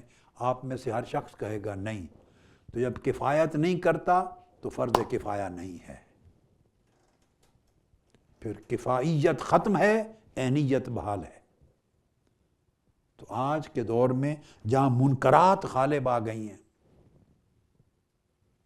شر بڑھ گیا ہے، اس میں انتشار ہو گیا ہے، لہٰذا وہ جو شرط تھی کسی سے اس فرضیت یا وجوب کے ساقط کرنے کی، وہ شرط ہی پوری نہیں ہوئی، وہ سبب ہی پورا نہیں ہو رہا، لہٰذا کفایہ کا کنسپٹ ہی ختم ہو گیا۔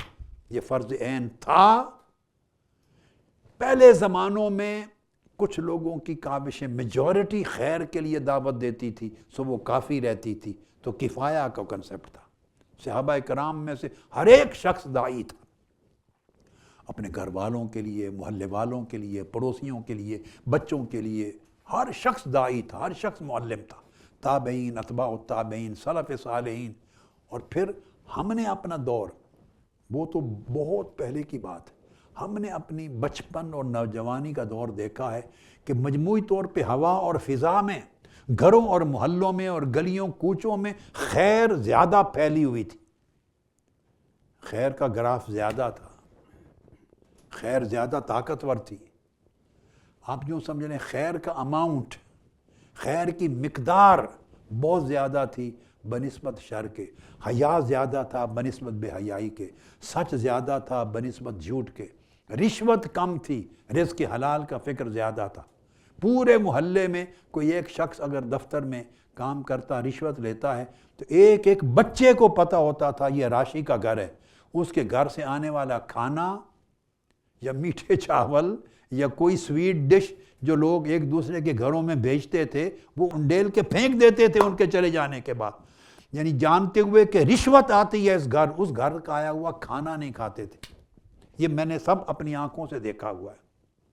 ہم نے بچپن، لڑکپن، نوجوانی اس دور میں گزاری ہے جب یہ ہوتا تھا، ایک دو محلوں میں گھر پہچانا جاتا تھا، اس گھر میں جو فلاں بندہ رشوت لیتا۔ خیر کا شعور میں اتنا غلبہ تھا، شر، خیانت اور بددیانتی اتنی کمزور تھی۔ یہ ہمارے دور تک رہا ہے۔ تو جب حالات یہ تھے تو کچھ لوگوں کی ایفرٹ جس کے اثرات کافی رہتے تھے لوگوں کے احوال کو خیر کی طرف لانے میں، تو اس وقت تو بحث تھی کہ عین ہے یا فرض کفایہ ہے۔ لیکن اب تو شر اتنا غالب آ گیا ہے، اب تو نیکی کرنے والا خود کو چھپاتا ہے، شرماتا ہے، وہ ایمان کو ظاہر نہیں کرتا۔ ایماندار آدمی کمزور سمجھا جاتا ہے، بیکورڈ سمجھا جاتا ہے، وہ ایمان، نماز، روزہ، دین کا تعلق اور نسبت چھپاتا ہے۔ شر طاقتور ہے، غالب ہے، بے حیائی غالب ہے۔ حیا والا آدمی دب دب کے چپ کے رہتا ہے۔ تو جب شر اور کفر اور معصیت اتنی چھا گئی ہے، اب کون سا فرض کفایہ؟ بڑا ظلم ہوگا۔ اب دعوت دین کو فرض کفائی سمجھنا، ہر شخص اب ذمہ دار ہو گیا ہے، یہ فرض عین ہے۔ ایک ایک شخص سے جواب طلبی ہوگی، وہ عالم ہے یا غیر عالم ہے، والد ہے، استاد ہے، کوئی بڑا ہے، جس کے پاس جو استطاعت ہے، جس کیپیسٹی میں خیر کی دعوت دے سکتا ہے، اس کے اوپر فرض ہے۔ یہ چونکہ اس سے اب مقاصد اور نتائج اور ثمرات پورے نہیں ہو رہے، کفایت ختم ہو گئی ہے، تو عینیت بحال ہو گئی۔ جب یہ چیز کلیئر ہو گئی، اس کے تصور کو قرآن مجید کی اس آیت کریمہ سے سمجھیں، جو سورہ الاعراف کی آیت نمبر 165 میں اللہ رب العزت نے فرمایا، وہ ذکر کیا ہے اہل کتاب کا، یہود کا. فلما نسوا ما ذکروا بہ انجینا الذین ینہون عن السوء واخذنا الذین ظلموا بعذاب بئیس بما کانوا یفسقون. یہ ان لوگوں کا ذکر آ رہا ہے. اس سے پہلے ذکر ہے قرآن مجید میں اذ قالت امۃ منہم لم تعظون قوما اللہ مہلکہم اور معذبہم عذابا شدیدا قالوا معذرۃ الی ربکم ولعلکم یتقون. اور جب ان میں سے ایک گروہ نے، یہود کے ایک گروہ نے، فریضہ دعوت، دین کی دعوت ادا کرنے والوں سے کہا، یہ وہ لوگ ہیں جو ہفتے کے دن مچھلیاں، اللہ کا حکم آیا تھا کہ ہفتے کے دن بین ہے، مچھلیوں کو پکڑ کے کھایا نہ کرو. تو انہوں نے یہ کر دیا ایک گروہ نے کہ ہفتے کے دن مچھلیاں روک لیتے یا پکڑ لیتے، کھاتے نہیں تھے اور اگلے دن کھاتے. تو ہیلا بنا لیا اللہ کی نافرمانی کے لیے ایک. تو کچھ لوگ ان کو دعوت دین دیتے، نہیں عن المنکر پہ قائم رہے، منع کرتے تھے کہ نافرمانی یا رک جاؤ.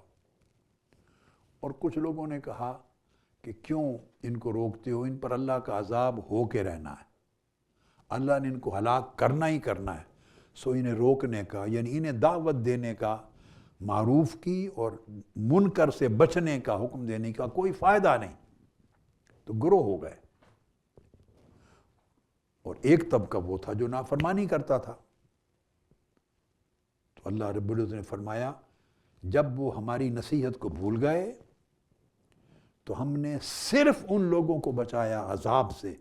انجینا الذین ینہون عن السوء، جو لوگ برائی سے روک رہے تھے، امر بالمعروف اور نہیں عن المنکر کر رہے تھے، دعوت دین کا فریضہ عملاً بجا لا رہے تھے، ہم نے صرف ان کو بچا لیا.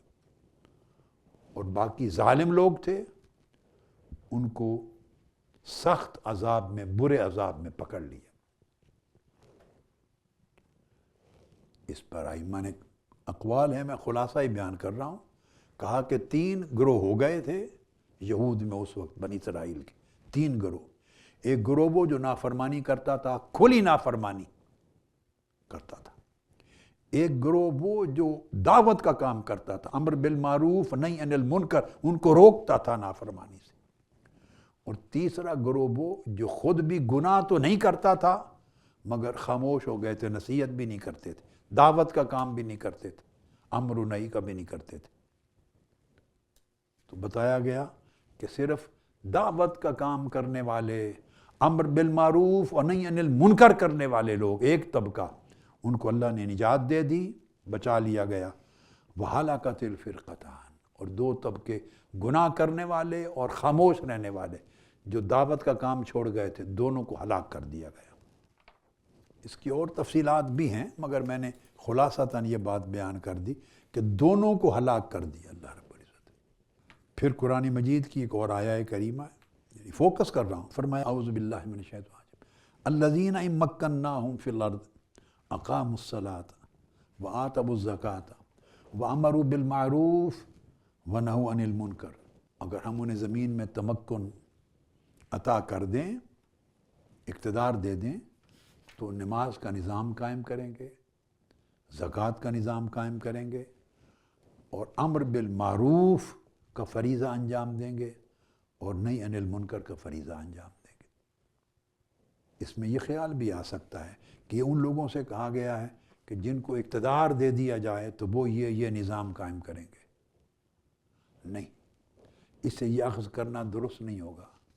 اگر یہ اخذ کر لیا آپ نے کہ اگر اقتدار دے دیں ان مکناہم فی الارض، تو تب امر بالمعروف نہیں عن المنکر ان کی ذمہ داری ہوگی. اگر یہ کہیں تو پھر اقاموا الصلاۃ وآتوا الزکاۃ کی ذمہ داری بھی ان کے سوا باقی پوری سوسائٹی کی ختم ہو جائے گی. تو اقتدار میں جو لوگ ہوں گے، حکمران ہوں گے، ان کے اوپر پورے نظام کا وضع کرنا، نافذ کرنا واجب ہے، اور اس کو توڑنے والے مواخذہ واجب ہے. مگر انڈیویجول کیپیسٹی میں بھی قرآن میں ہر جگہ ہر مسلمان کو انڈیویجولی کہا گیا اقیموا الصلاۃ وآتوا الزکاۃ، اقیموا الصلاۃ وآتوا الزکاۃ ویقیمون الصلاۃ ویؤتون الزکاۃ. تو صرف حکمرانوں کے لیے یا مؤثر طبقات کے لیے نہیں، ہر انڈیویجول پر اقامت صلاۃ فرض ہے۔ تو جس طرح اس کی سطحیں الگ الگ ہیں، ذمہ داری کی نوعیتیں الگ الگ ہیں جو میں بیان کر چکا ہوں، تو تعبیر اس طرح کی جائے گی کہ نوعیتیں الگ ہو جائیں گی، لیولز الگ ہو جائیں گے، مگر ذمہ داری کسی سے ساقط نہیں ہو سکتی، چونکہ اللہ پاک نے ان کو اکٹھا بیان فرمایا، ایک ہی جگہ پہ بیان فرمایا۔ اسی طرح قرآن مجید میں سورہ التوبہ میں فرمایا والمؤمنون والمؤمنات بعضهم اولیاء بعض یأمرون بالمعروف وینہون عن المنکر ویقیمون الصلاة ویؤتون الزکاة ویطیعون اللہ ورسولہ اولئک سیرحمہم اللہ۔ مومن مرد اور مومن عورتیں سب ایک دوسرے کی مددگار ہیں، ایک دوسرے کو سپورٹ کرنے والے ہیں۔ کس چیز میں سپورٹ کرتے ہیں؟ امر بالمعروف میں، نہیں عن المنکر میں، نماز قائم کرنے میں، زکوٰۃ ادا کرنے میں، اور اللہ اور اس کے رسول کی اطاعت میں۔ جب مومنوں کے کردار کو اللہ رب العزت نے 5 چیزوں کے ساتھ مشروط کیا ہے، تو ہم ان میں سے 2 چیزیں نکال کے فرض کفایہ کیسے بنا سکتے ہیں؟ 3 چیزیں فرض عین کے لیے چھوڑ دیں، 2 فرض کفایہ کے لیے نکال، صرف اپنی جان چھڑانے کے لیے یہ وضع کر لیا گیا، تصور، تاکہ ہماری ذمہ داری ختم ہو جائے۔ یہ علماء کے ذمے ہے، یہ فلاں طبقے کے ذمے ہے، یہ فلاں کے ذمے ہے۔ ہم اپنی ذمہ داری سے جان چھڑانا چاہتے ہیں، شعوری یا لا شعوری طور پہ خود کو خود فریبی میں مبتلا کرنا چاہ رہے ہیں، چھوٹ نہیں ہوگی، ورنہ مومن مرد اور عورت کا ٹائٹل ہی ختم ہو جائے گا۔ المؤمنون والمؤمنات، مومن مرد اور مومن عورتوں کو جو ٹائٹل دیا ہے اجتماعی طور پر کہ یہ مومنون کا معاشرہ ہے، اہل ایمان کی سوسائٹی ہے، اہل ایمان کا گھرانہ ہے، اہل ایمان کی جماعت ہے، یہ ٹائٹل اس لیے دیا ہے کہ وہ ایک دوسرے کی مدد کرتے ہیں، ایک دوسرے کو سپورٹ کرتے ہیں، اور کوئی بھی اس سے جان نہیں چھڑاتا، اس ذمہ داری سے پیچھے نہیں ہٹتا۔ کس چیز میں مدد کرتے ہیں؟ دعوت دین میں، امر بالمعروف، نہیں عن المنکر، اور پھر فرمایا نماز کے قائم کرنے کو، اور زکوٰۃ کو ادا کرنا، اور اللہ رسول کی اطاعت کرنا۔ آپ پھر دیکھیے امر بالمعروف اور نہیں عن المنکر کو پہلے بیان کیا، پہلے 2، اس کے بعد تیسرے درجے پر اقامت صلاۃ، چوتھے ایتاء زکوٰۃ، اور 5واں اللہ رسول کی اطاعت۔ اب آپ اندازہ کر لیں تو کہ اللہ اور اس کے رسول کی اطاعت کو بھی فرض کفائی قرار دیں گے، کچھ لوگوں نے کر لی تو باقیوں کی طرف سے فرض ادا ہو گیا، ایسا تو نہیں ہے۔ اسی طرح قرآن مجید میں حضرت لقمان کے حوالے سے ذکر آیا یا بنی اقم الصلاۃ وامر بالمعروف وانہ عن المنکر واصبر علی ما اصابک ان ذلک من عزم الامور۔ نماز قائم کر، دین کی دعوت دے، امر بالمعروف کر، منکر سے روک، اور صبر کر جو پریشانی تم پر وارد ہو جائے، یہ ہمت کے کام۔ اسی طرح حدیث پاک میں حضرت حذیفہ بن یمان کا ارشاد ہے، فرمایا آقا علیہ السلام نے والذی نفسی بیدہ لتأمرن بالمعروف ولتنہون عن المنکر او لیوشکن اللہ ان یبعث علیکم عقابا منہ ثم تدعونہ فلا یستجاب لکم۔ فرمایا اس رب کی قسم جس کے قبضہ قدرت میں میری جان ہے، تمہیں امر بالمعروف کا کام کرنا ہوگا، بہر صورت امر بالمعروف کا کام کرنا ہوگا، تمہارے اوپر واجب ہے، کریں، اور ہر صورت منکرات اور برائیوں سے روکنا ہوگا معاشرے کو۔ اگر یہ کام نہیں کرو گے، آقا علیہ السلام نے اللہ کی عزت کی قسم کھا کے فرمایا نہیں کرو گے تو فرمایا تو ورنہ اللہ تعالیٰ تم پر اپنا عذاب نافذ کرے گا، عذاب اتارے گا، اور جب اللہ کا عذاب آنا شروع ہو جائے گا پھر تم دعائیں کرو گے مگر اللہ نجات نہیں دے گا، پھر دعائیں قبول نہیں ہوگی، اینڈ ہو جائے گی۔ یہ امام احمد بن حنبل کی مسند میں اور ترمذی میں حدیث حسن ہے۔ عزت حضرت ابو ہریرہ رضی اللہ تعالیٰ عنہ سے مروی، حضور علیہ السلام نے فرمایا لَتَأْمُرُنَّ بِالْمَعْرُوفِ وَلَتَنْهَوُنَّ عَنِ الْمُنْكَرِ او لَيُسَلِّطَنَّ اللَّهُ عَلَيْكُمْ شِرَارَكُمْ ثُمَّ يَدْعُو خِيَارُكُمْ فَلَا يُسْتَجَابُ لَكُمْ۔ آپ نے فرمایا کہ تمہیں امر بالمعروف کرنا ہوگا، ہر صورت کرنا ہوگا، دعوت دین دینی ہوگی، برائیوں سے روکنا ہوگا۔ اگر نہیں کرو گے تو اللہ تمہارے اوپر بدترین لوگوں کو مسلط کر دے گا، ظالم لوگوں کو، خائن کو، بددیانتوں کو، مکار لوگوں کو، ظلم کرنے والوں کو، شرار کو تمہارے اوپر مسلط کر دے گا۔ اور پھر جو تمہیں خیار ہوں گے اللہ والے، صالحین اور نیک، وہ بھی دعا کریں گے کہ معاشرے پر یہ مصیبت ٹل جائے، فلا یستجاب لکم، پھر ان کی دعا بھی قبول نہیں ہوگی، اہل اللہ کی بھی دعا قبول نہیں ہوگی۔ اب اتنے بڑے احکام کو دیکھ کر ہم اس کو فرض کفایہ ہی سمجھ کے غافل رہیں، پورا معاشرہ ظلم کر رہا ہے۔ آپ میں سے ہر ایک شخص کو چاہیے کہ وہ لوگوں کو بیدار کرے۔ حضرت جریر سے مروی ہے سنن ابی داؤد میں، آقا علیہ السلام نے فرمایا ما من رجل یکون فی قوم یؤمل فیہم بالمعاصی، تم میں سے کوئی ایک شخص بھی ایسا نہیں ہے جو اپنی آنکھوں سے دیکھے کہ معاشرے میں گناہ ہو رہے ہیں، منکرات ہو رہے ہیں، ظلم ہو رہا ہے، گناہ ہو رہے ہیں، نافرمانی ہو رہی، یقدرون علی ان یغیروا علیہ، اور ان کے پاس قدرت ہو کہ اسے تبدیل کر سکیں، فلا یغیروا، اور وہ اسے تبدیل نہیں کرتا وہ شخص۔ یہاں بھی ایک ایک شخص کو جھنجھوڑا جا رہا ہے، ما من رجل، اجتماعی طور پہ نہیں، یہ کوئی فرض کفایہ نہیں، فرض عینی ہر شخص کے اوپر، اور پھر وہ اس کی تبدیلی کی کوشش نہیں کرتا۔ اس کو اس حدیث پاک کے ساتھ جوڑ لیں، من رأى منکم منکرا فلیغیرہ بیدہ فإن لم یستطع فبلسانہ فإن لم یستطع فبقلبہ۔ میں نے درجے بیان کیے کہ ہر شخص پر واجب ہے اس بدی کو نیکی میں بدلنے کی جد و جہد کا حصہ بننا، شر کے مقابلے میں خیر کو غالب کرنے کی جد و جہد کا، سٹرگل کا، دعوت کا حصہ بننا، لیغیر، اس کا حصہ بننا، جو میں بیان کر چکا ہوں، جس کیپیسٹی میں بھی بنے، جس حیثیت میں بھی بنے۔ تو اگر وہ یہ کوشش نہ کرے گا الا اصابہم اللہ بعذاب من قبل ان یموتوا، پھر اللہ تمہیں عذاب کی لپیٹ میں لے لے گا، آپ کے مرنے سے پہلے عذاب آئے گا۔ ہم دیکھ بھی رہے ہیں، اور یہ جو قرآن مجید میں حکم ہے یا ایھا الذین آمنوا قوا انفسکم واہلیکم نارا، اے ایمان والو اپنے آپ کو اور اپنے اہل و عیال کو دوزخ کی آگ سے بچاؤ۔ تو اہل و عیال سے مراد صرف بیوی بچے نہیں ہیں، اولاد بھی ہے، اعزاء اقارب بھی ہیں، رشتہ دار بھی ہیں، اساتذہ ہیں تو شاگرد بھی ہیں، مشائخ ہیں تو مرید بھی ہیں، بڑے ہیں تو چھوٹے بھی ہیں، ہر وہ طبقہ جس میں وہ لوگ ہیں جو آپ کے زیر اثر ہیں، یا زیر کفالت ہیں، یا زیر تربیت ہیں، یا زیر نگہبانی ہیں، جن پر آپ کا انفلوئنس ہے یا آپ کی کفالت و تربیت نگرانی میں ہے، وہ سارے اہل میں آتے ہیں۔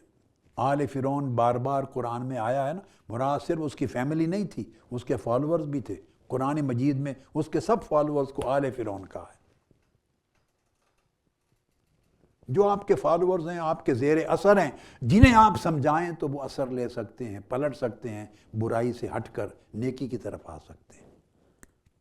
تو ان سب کے اوپر فرمایا ان کو دوزخ کی آگ سے بچاؤ۔ تو یہ ہر ایک شخص پر ذمہ داری ہے۔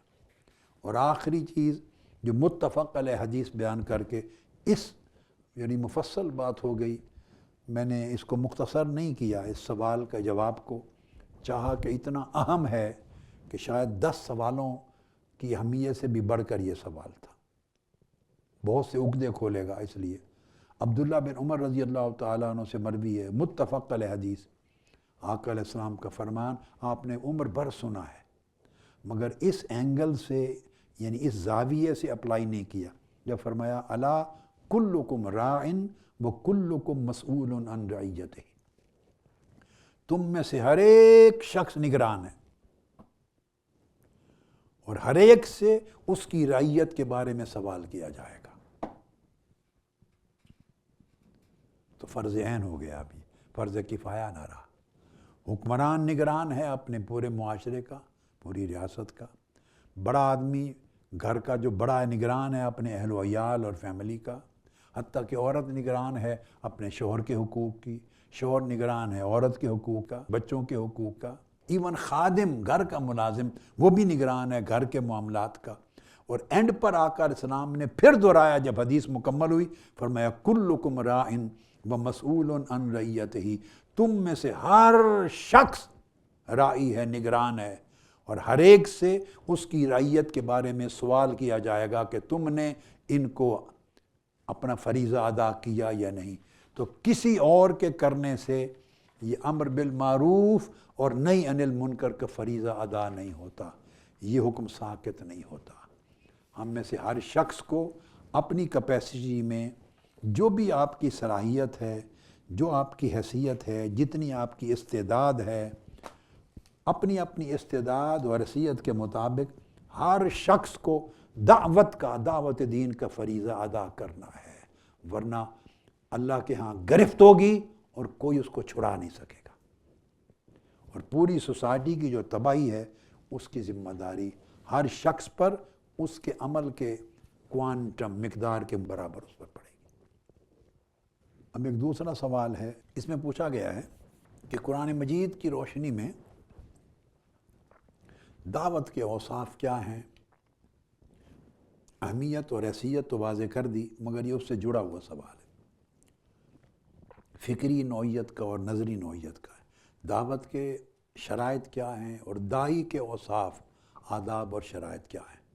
دعوت کیسی ہونی چاہیے، یہ سوال ہے، اور داعی کو کیسا ہونا چاہیے؟ کیا ضروریات ہیں کہ وہ تصور کیا جائے کہ اس کی دعوت صحیح خطوط پر ہے اور داعی صحیح داعی ہے؟ یہ دوسرا سوال۔ اس کے لیے میں قرآن مجید سے، چونکہ پوچھا گیا ہے قرآن مجید کے حوالے سے، تو عرض کرتا ہوں، سورہ فصلت کی آیات ہیں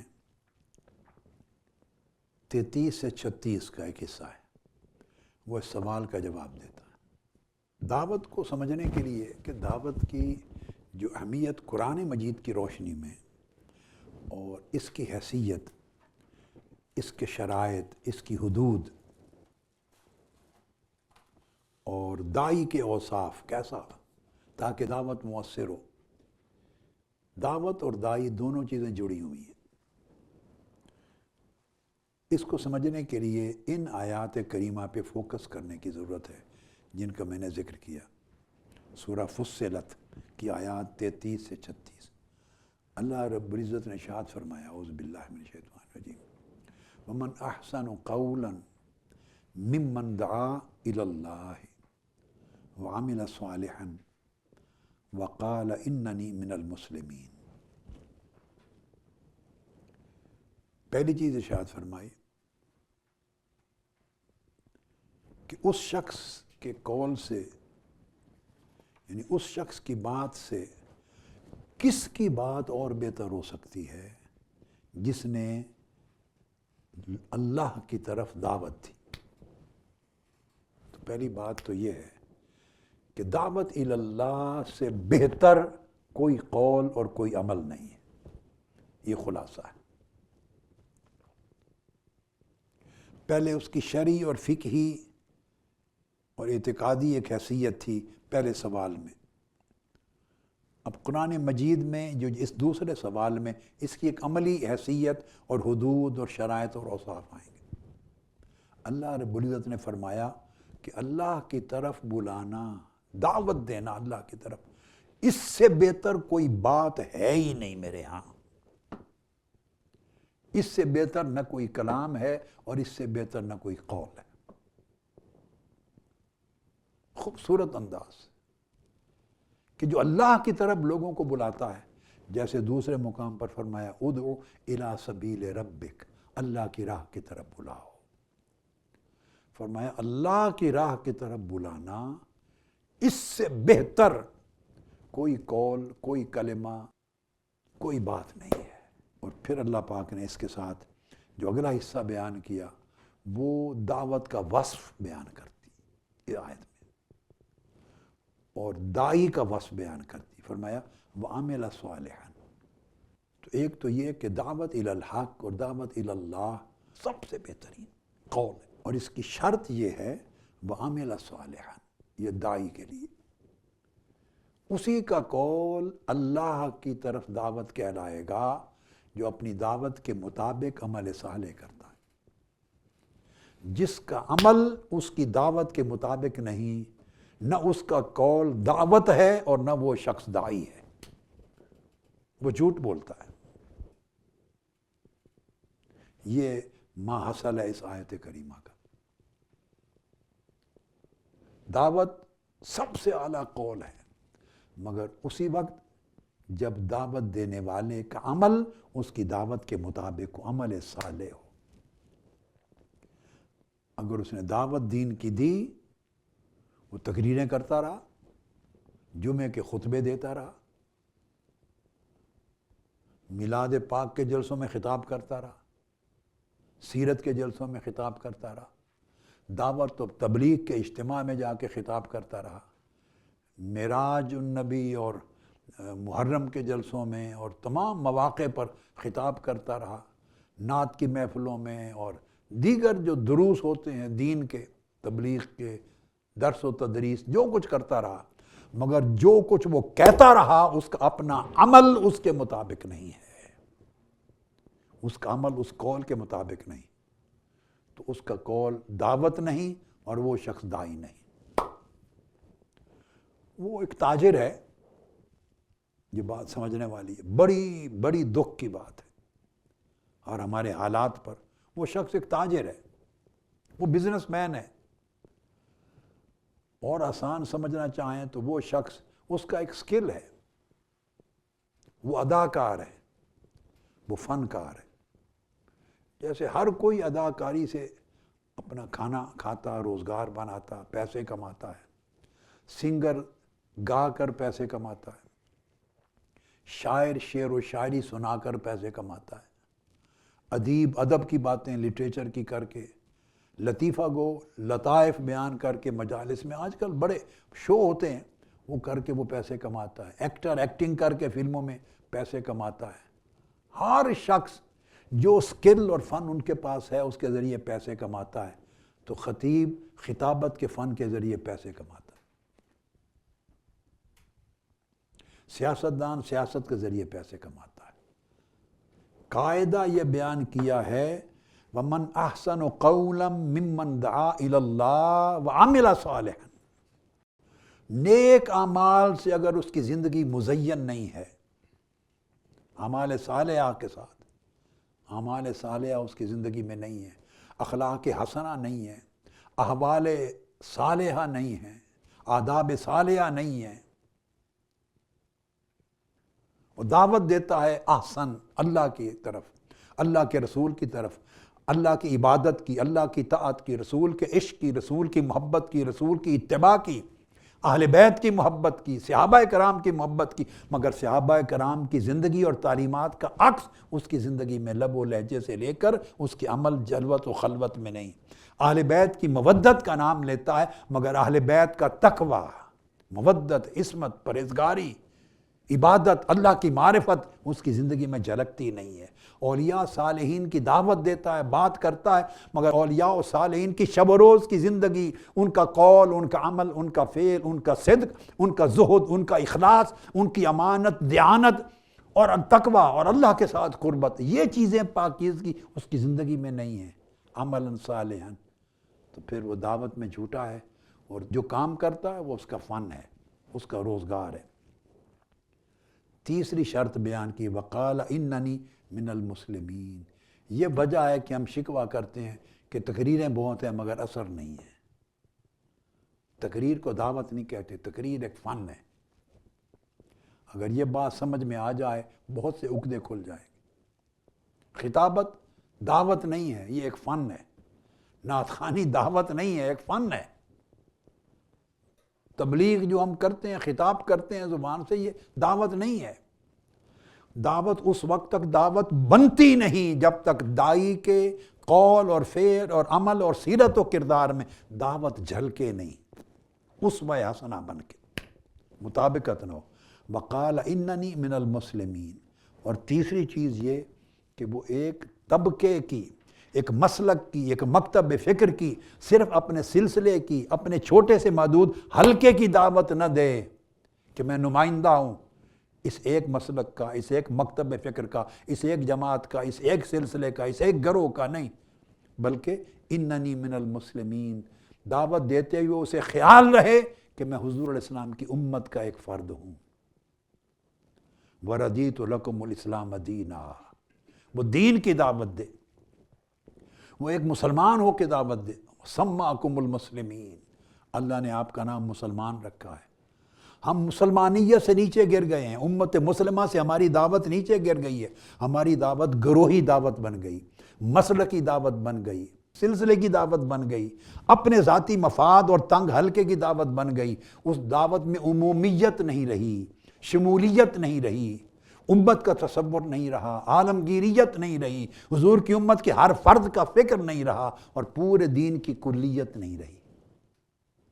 اس وجہ سے وہ دعوت نہیں رہی۔ اپنے مسلک پر قائم رہیں، میں اپنے مسلک پہ ہمیشہ قائم رہا ہوں اور ہوں۔ اپنے مذہب پہ قائم رہیں، میں اپنے مذہب پہ قائم ہوں، فقہی مذہب پر، اعتقاد میں۔ یہ ذیلی تعبیرات ہوتی ہیں، تشریحات ہوتی ہیں، آپ کا چوائس ہے، آپ اس کو اپنائیں، دوسرا دوسرے کو اپنائیں، تعویلات ہیں، تشریحات ہیں، تعبیرات ہیں، مگر یہ دعوت کا موضوع نہیں ہونے چاہیے۔ دعوت کا موضوع اللہ کا دین، امت، خیر، جس سے بھلائی پیدا ہو، جدائی پیدا نہ ہو۔ اور پھر آگے اسی آیت کریمہ کے بعد فرمایا داعی کی شرط یہ ہے وَلَا تَسْتَوِي الْحَسَنَةُ وَلَا السَّيِّئَةُ ادْفَعْ بِالَّتِی ہِیَ احسن۔ دعوت تب دعوت ہوگی اگر داعی کے اندر عمل یہ ہوگا کہ وہ سمجھیں کہ نیکی اور بدی کبھی برابر نہیں ہوتے۔ یہ ذکر دعوت کے ساتھ ہی اللہ پاک کیوں لے آیا اس آیت کریمہ میں؟ دعوت کے ساتھ یہ ذکر کیوں آیا؟ آپ دیکھیں نا، دعوت کا ذکر کیا، عمل صالح کا، اور ساتھ فرمایا حسنہ اور سیئہ برابر نہیں ہوتی۔ نیکی اور بدی، اچھائی اور بلائی دو طرز عمل ہیں، یہ کبھی ایک جیسے نہیں ہوتے۔ کیوں ذکر کیا؟ اس لیے کہ داعی کو سمجھایا جا رہا ہے کہ اگر آپ دعوت کو مؤثر کرنا چاہتے ہیں تو اس کے لیے ایک کردار مطلوب ہے، ایک سیرت مطلوب ہے، ایک طرز عمل مطلوب ہے۔ فوری فرمایا کہ حسنہ اور سیئہ داعی کو سمجھنا چاہیے کہ کبھی برابر نہیں۔ اور حسنہ کیا ہے؟ نیکی ہے، اچھائی ہے، حسن ہے، اور حسن، نیکیاں، اچھائیاں بے شمار ہوتی ہیں، مگر سمجھ لیں ہر قول اس کے اندر حسن ہے، اس طرح برائی بھی ہے۔ ہر فعل میں حسن ہے، اس طرح قباحت بھی ہے۔ ہر کلمہ میں، ہر لفظ میں حسن ہے، اس طرح برائی بھی ہے، قباحت بھی ہے۔ ہر خصلت میں حسن ہے، اس طرح خصلت میں برائی بھی ہے۔ کچھ خصلتیں، کچھ قول، جملے، فعل زیادہ اچھے ہوتے ہیں، ان میں حسن زیادہ ہوتا ہے۔ کچھ کم حسن والے ہوتے ہیں، کچھ اور کم والے۔ کچھ ایسے ہوتے ہیں کہ نہ اس میں اچھائی ہے نہ برائی، کچھ پھر قباحت والے، برائی والے، کچھ اور برائی، کچھ اور برائی والے۔ یہ درجہ بندی ہے۔ اس کو اللہ پاک نے فرمایا وَلَا تَسْتَوِي الْحَسَنَةُ وَلَا السَّيِّئَةُ۔ یہ جو قول، فعل، عمل، سوچ، خصلت، طبیعت اور مزاج اور انداز، یہ سب چیزوں میں جو اچھائی ہے، حسن ہے، شرافت ہے، وقار ہے، تمکنت ہے، خوبصورتی ہے، عمدگی ہے، یہ ایک طرف کے درجے ہیں، اور ایک طرف السیئہ کے برے درجے ہیں۔ آپ کا انداز کیا ہے گفتگو کا، ناپا جائے گا داعی کا۔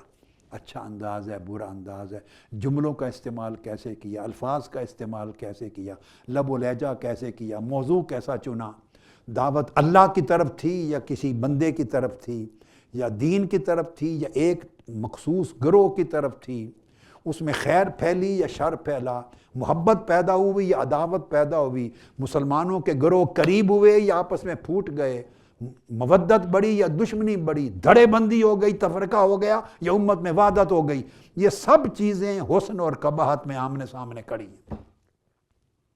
تعین کرنا ہوگا کہ کر کیا رہے ہیں، آپ کی دعوت کے خطاب کے اثرات کیا ہو رہے ہیں۔ اگر آپ لوگوں کو آپس میں لڑا رہے ہیں اور آپ کے خطاب سے فتوے جنم لے رہے ہیں اور لوگوں کی تکفیر ہو رہی ہے، کوئی کافر بن رہا ہے، کوئی فاسق بن رہا ہے، کوئی گمراہ ٹھہر رہا ہے، کوئی گردن زدنی ٹھہر رہا ہے، کوئی اہل سنت سے خارج ہو رہا ہے، کوئی اسلام سے خارج ہو رہا ہے، کوئی جہنم جا رہا ہے، کوئی بے ایمان بن رہا ہے، کوئی مسلمان بن رہا ہے، یہ ٹھیکیداری ہو رہی ہے اور تفرقہ در تفرقہ پیدا ہو رہا ہے، تو یہ دعوت الی الخیر نہیں ہے، یہ دعوت الی الشر ہے، یہ اللہ کی طرف دعوت نہیں ہے، یہ شیطان اور طاغوت کی طرف دعوت ہے۔ ہمیں بڑے ٹھنڈے دل سے اس کا غور کرنا ہے۔ اس لیے اللہ پاک نے فرمایا بندے کو خیال رہے کہ حسنہ ایک چیز ہے، سیئہ ایک چیز ہے، حسن ایک چیز ہے، قباحت ایک چیز ہے۔ آپ غور کرے دائی اپنے ہر جملے میں، اپنے لباس میں، وضاقتہ میں، گفتگو کے انداز میں، اپنے موضوع میں، اپنے دلائل میں، اپنے سخن میں، وہ دیکھے کہ حسن پیدا ہو رہا ہے، اچھائی، عمدگی، خوبصورتی پیدا ہو رہی ہے، یا تنافر، نفرت، عداوت، بغض اور خرابی پیدا ہو رہی ہے۔ تو یہ خصلتوں کے اندر بھی حسن و قباحت ہے۔ فرمایا جیسا کریں گے ویسے حسنات پیدا ہوں گے، لہٰذا دائی کو احسن الاقوال ہونا چاہیے۔ دائی کی بات جیسی کسی کی بات نہ ہو، دائی کے لب و لہجے جیسا کسی کا لہجہ نہ ہو، دائی کے فعل اور عمل جیسا کسی کا فعل اور عمل نہ ہو، دائی کی سیرت و کردار جیسی کسی کی سیرت و کردار نہ ہو، دائی کا جو انداز تخاطب ہے دوسرے سے بات کرنے کا، اس سے بہتر انداز تخاطب نہ ہو، حتیٰ کہ اس دائی کی دعوت میں جو دین کی بات کر رہا ہے اس کے اندر موعظت ہو، نصیحت ہو، بھلائی ہو، دوسرے کی اچھائی کی طلب ہو، خیر خواہی ہو۔ اور اگر اختلاف ہو جائے کسی سے وجادلہم باللتی ہی احسن، تو مجادلہ میں بھی حسن کے مقام پہ نہ رہے بلکہ احسن کے مقام پہ رہے، بہتر نہ رہے بہترین رہے۔ اگر کوئی اختلاف کرے آپ کے فتویٰ سے، علمی اختلاف ہو جائے، موقف میں، مسلک میں، فقہ میں، فتویٰ میں، نقطہ نظر میں اگر اختلاف ہو جائے تو اس وقت بندے کو پرکھا جائے گا کہ یہ کہاں کھڑا ہے۔ اگر اختلاف کی حالت میں بھی اس کا طریقہ احسن رہتا ہے، یعنی بڑا اعلیٰ اور عمدہ، تو یہ دائی ہے۔ اور جو ہی اختلاف ہوا اس نے ایسی تیسی کر دی، فتوے لگائے، اکھاڑ دیے، پھینک دیے، اس کی کھال اتار دی، اس کا چھوڑا ہی کچھ نہیں، اٹھا کے جہنم میں پہنچا دیا۔ تو جب یہ اتنے غصے میں آ گیا اور یہ حدود توڑ دی تو نہ وہ دائی ہے اور نہ اس کا جو کچھ بیان ہے وہ دعوت ہے۔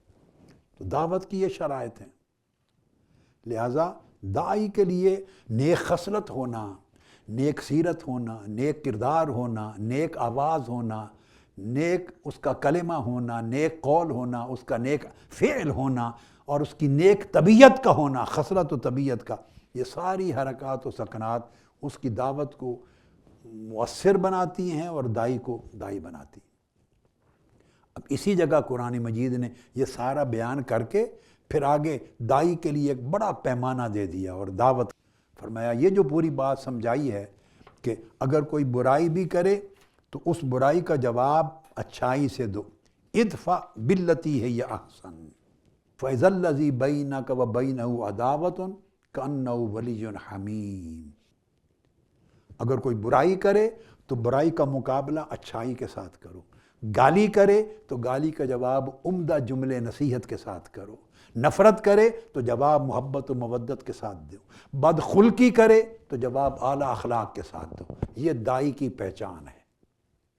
اگر یہ نہیں کر سکتا تو پھر میں نے بتایا باقی سارا کچھ فن کاری اور اداکاری ہے، اس کا دین کی دعوت سے کوئی تعلق نہیں ہے۔ جب یہ فرمایا ادفع باللتی ہی احسن، اور بالحسنہ بھی نہیں کہا یا بالحسنہ بھی نہیں کہا، اچھائی سے جواب نہیں دینا، فرمایا بڑی اونچے درجے کی اچھائی اور عمدگی سے جواب دینا ہے۔ یہ دائی کی پہچان ہے۔ یہ کہہ کر اللہ پاک نے فرمایا تب جا کر آپ کی دعوت مؤثر ہو جائے گی، آپ کا خطاب، آپ کی تقریر، آپ کی تحریر، آپ کی تبلیغ، دعوت، جو کچھ کرتے ہیں اس میں اللہ پاک تاثیر ڈالے گا۔ وہ یہ فَإِذَا الَّذِي بَيْنَكَ وَبَيْنَهُ عَدَاوَةٌ، بھلے وہ لوگ جو آپ کے مخالف تھے، دشمن تھے، آپ کے خلاف فتویٰ کرتے تھے، بدگمان تھے، مخالف کیمپ میں تھے، جب آپ کے اخلاق کا، قول کا، فعل کا، عمل کا، خصلت کا، انداز دعوت کا اسلوب یہ ہوگا، خوبصورتی ہوگی، تو فرمایا دشمن بھی دوست میں بدل جائے گا، دشمنی عداوت دوستی میں بدل جائے گی۔ دعوت کی شرط ہے اور داعی کی بنیادی وصف دفع السیئۃ بالحسنہ، ہر قسم کی برائی کو اچھائی اور نیکی سے دور کرنا، برائی کا جواب بھلائی سے دینا، قباحت کا جواب حسن کے ساتھ دینا۔ فرمایا یہ جو خصال ہیں، فرمایا کہ جب یہ اپنا لیتے ہیں تو یہ انہی کو نصیب ہوتے ہیں، وَمَا يُلَقَّاهَا إِلَّا الَّذِينَ صَبَرُوا، اس کے لیے شخصیت میں صبر چاہیے۔ یہ جو قوت تاثیر ہے، ایک کی بات تاثیر رکھتی ہے دوسرے پر اور دوسرے کی بات تاثیر نہیں رکھتی۔ بعض اوقات لوگ سوال کرتے ہیں، مسجدیں بہت ہیں، خطیب بہت ہیں، علماء بہت ہیں، حج ہو رہے ہیں، عمرے ہو رہے ہیں، اجتماع ہو رہے ہیں، دعوت تبلیغ ہو رہی ہے، سارا کچھ ہو رہا ہے، مگر معاشرے میں برائی بڑھتی چلی آ رہی ہے۔ وجہ کیا ہے؟ وجہ یہ ہے کہ جتنے بھی کام ہو رہے ہیں دیکھنا ہے کہ اصل میں وہ دعوت ہیں یا نہیں، وہ دعوت کی شرائط پہ پورے اترتے ہیں کہ نہیں، جو دعوت کا کام کرنے والے ہیں وہ ان کے اندر داعی کے اوصاف ہیں یا نہیں، وہ پیدا ہو جائیں تو اللہ پاک فرماتے ہیں کہ تاثیر ہوگی، لازماً ہوگی، مگر اس کے لیے ضروری ہے کہ شخصیت میں پیشنس ہو، ضبط نفس ہو۔ وَمَا يُلَقَّاهَا إِلَّا الَّذِينَ صَبَرُوا، یلقا یعنی یہ جو خصلت حمیدہ اچھی خصلت ہے، یہ صرف انہی کو عطا کی جاتی ہے۔ وہب یلقاہا کا معنی اللہ پاک عطیہ دیتا ہے، دین کے طور پہ، وہب کے طور پہ، اور یہ صرف خصلت انہی کو دی جاتی ہے جو صبر کرتے ہیں، سیلف کنٹرول کرتے ہیں، جن کے اندر پیشنس ہے، جو خلق کے صبر کے ساتھ مزین ہے۔ تو آپ نے صبر کرنا ہے، یہ آپ کا ٹیسٹ ہے، اینگر مینجمنٹ ہے، سیلف کنٹرول کرنا ہے۔ خاص طور پہ جب مخاصمت آتی ہے، آپ کے خلاف فتویٰ آتا ہے، کوئی آپ کے خلاف سازش کرتا ہے، آپ کے خلاف بری بلی بات کہتا ہے، اپلوڈ کر دیتا ہے، آپ کی عزت پہ حملہ کرتا ہے، وہاں داعی کی پوزیشن کو چیک کرنا ہے۔ وہ رد عمل کرتا ہے، دوسرے مخالف نے حد توڑی، یہ بھی حد توڑتا ہے، نہیں، اس نے حد توڑی، یہ حد میں رہے، اس نے گالی دی، یہ مسکراتا رہے، اس نے برائی کی، یہ بھلائی پہ رہے، اس نے بدی کی، یہ اچھائی پہ رہے، یہ عمدگی نہ چھوڑے۔ اور یہ کیسے؟ فرمایا کہ اپنے اندر صبر کو ڈیولپ کریں، صبر کو، تواضع کو، انکساری کو، میں کو کاٹیں، ذبح کریں۔ میں صبر ختم کرتی ہے، غصہ دلاتی ہے، مشتعل کرتی ہے۔ اس نے میری ایسی کر دی، میں اس کو ایسا کر دوں گا۔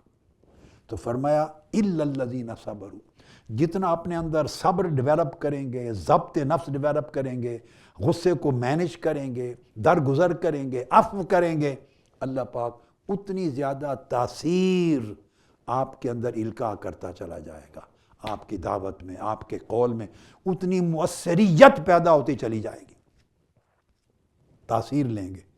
وَمَا يُلَقَّاهَا إِلَّا ذُو حَظٍّ عَظِيمٍ، اور یہ تاثیر دعوت کی اور دفع السیئہ بالحسنہ، یہ جو ایک کرامت ہے، یہ جن کو نصیب ہوتی ہے وہ صاحبان حظ عظیم ہوتے ہیں، اللہ پاک کے فضل کا جنہیں بڑا حصہ ملتا ہے، بڑا، انہی کو یہ چیز نصیب ہوتی ہے۔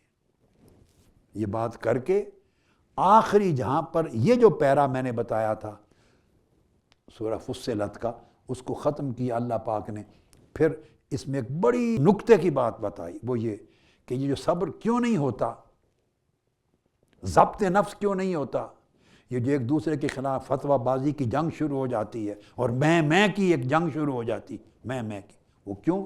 فرمایا شیطان آ جاتا ہے درمیان میں۔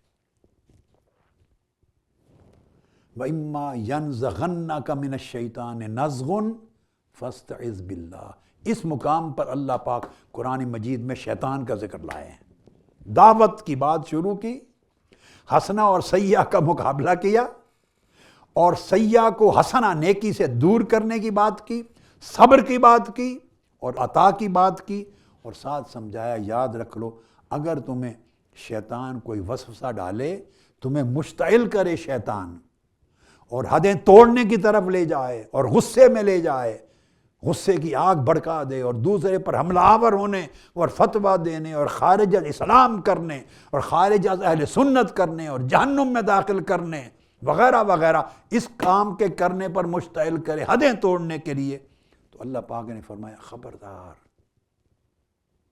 اویئر رہو کہ شیطان کا نزغ ہے، یہ شیطان کا نزغ ہے، یہ تصویل ہے، وسوسہ پیدا کیا شیطان نے، اس نے چنگاری لگائی ہے، بھڑکایا ہے اندر آپ کو، اس نے ایسا کیا ایسا کر دو، اس نے یہ کہا اس کو نکال کے رکھ دو امت سے۔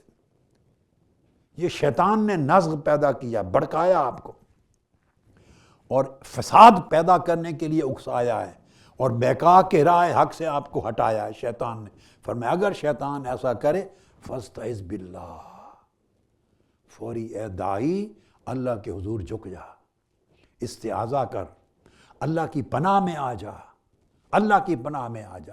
اور اللہ کی پناہ میں آنے کا مطلب ہے فوراً اپنے نفس اور نفس کے حالات کو ترک کر دو، بھاگ جاؤ نفس کو چھوڑ کر۔ نفس شیطان کے قبضے میں آ چکا ہے اور شیطان نے تمہارے نفس میں آگ بھڑکا دی ہے، بدلے کی، انتقام کی، فتوے کی، تکفیر کی، تذلیل کی، تفسیق کی، شیطان نے بھڑکا دیا۔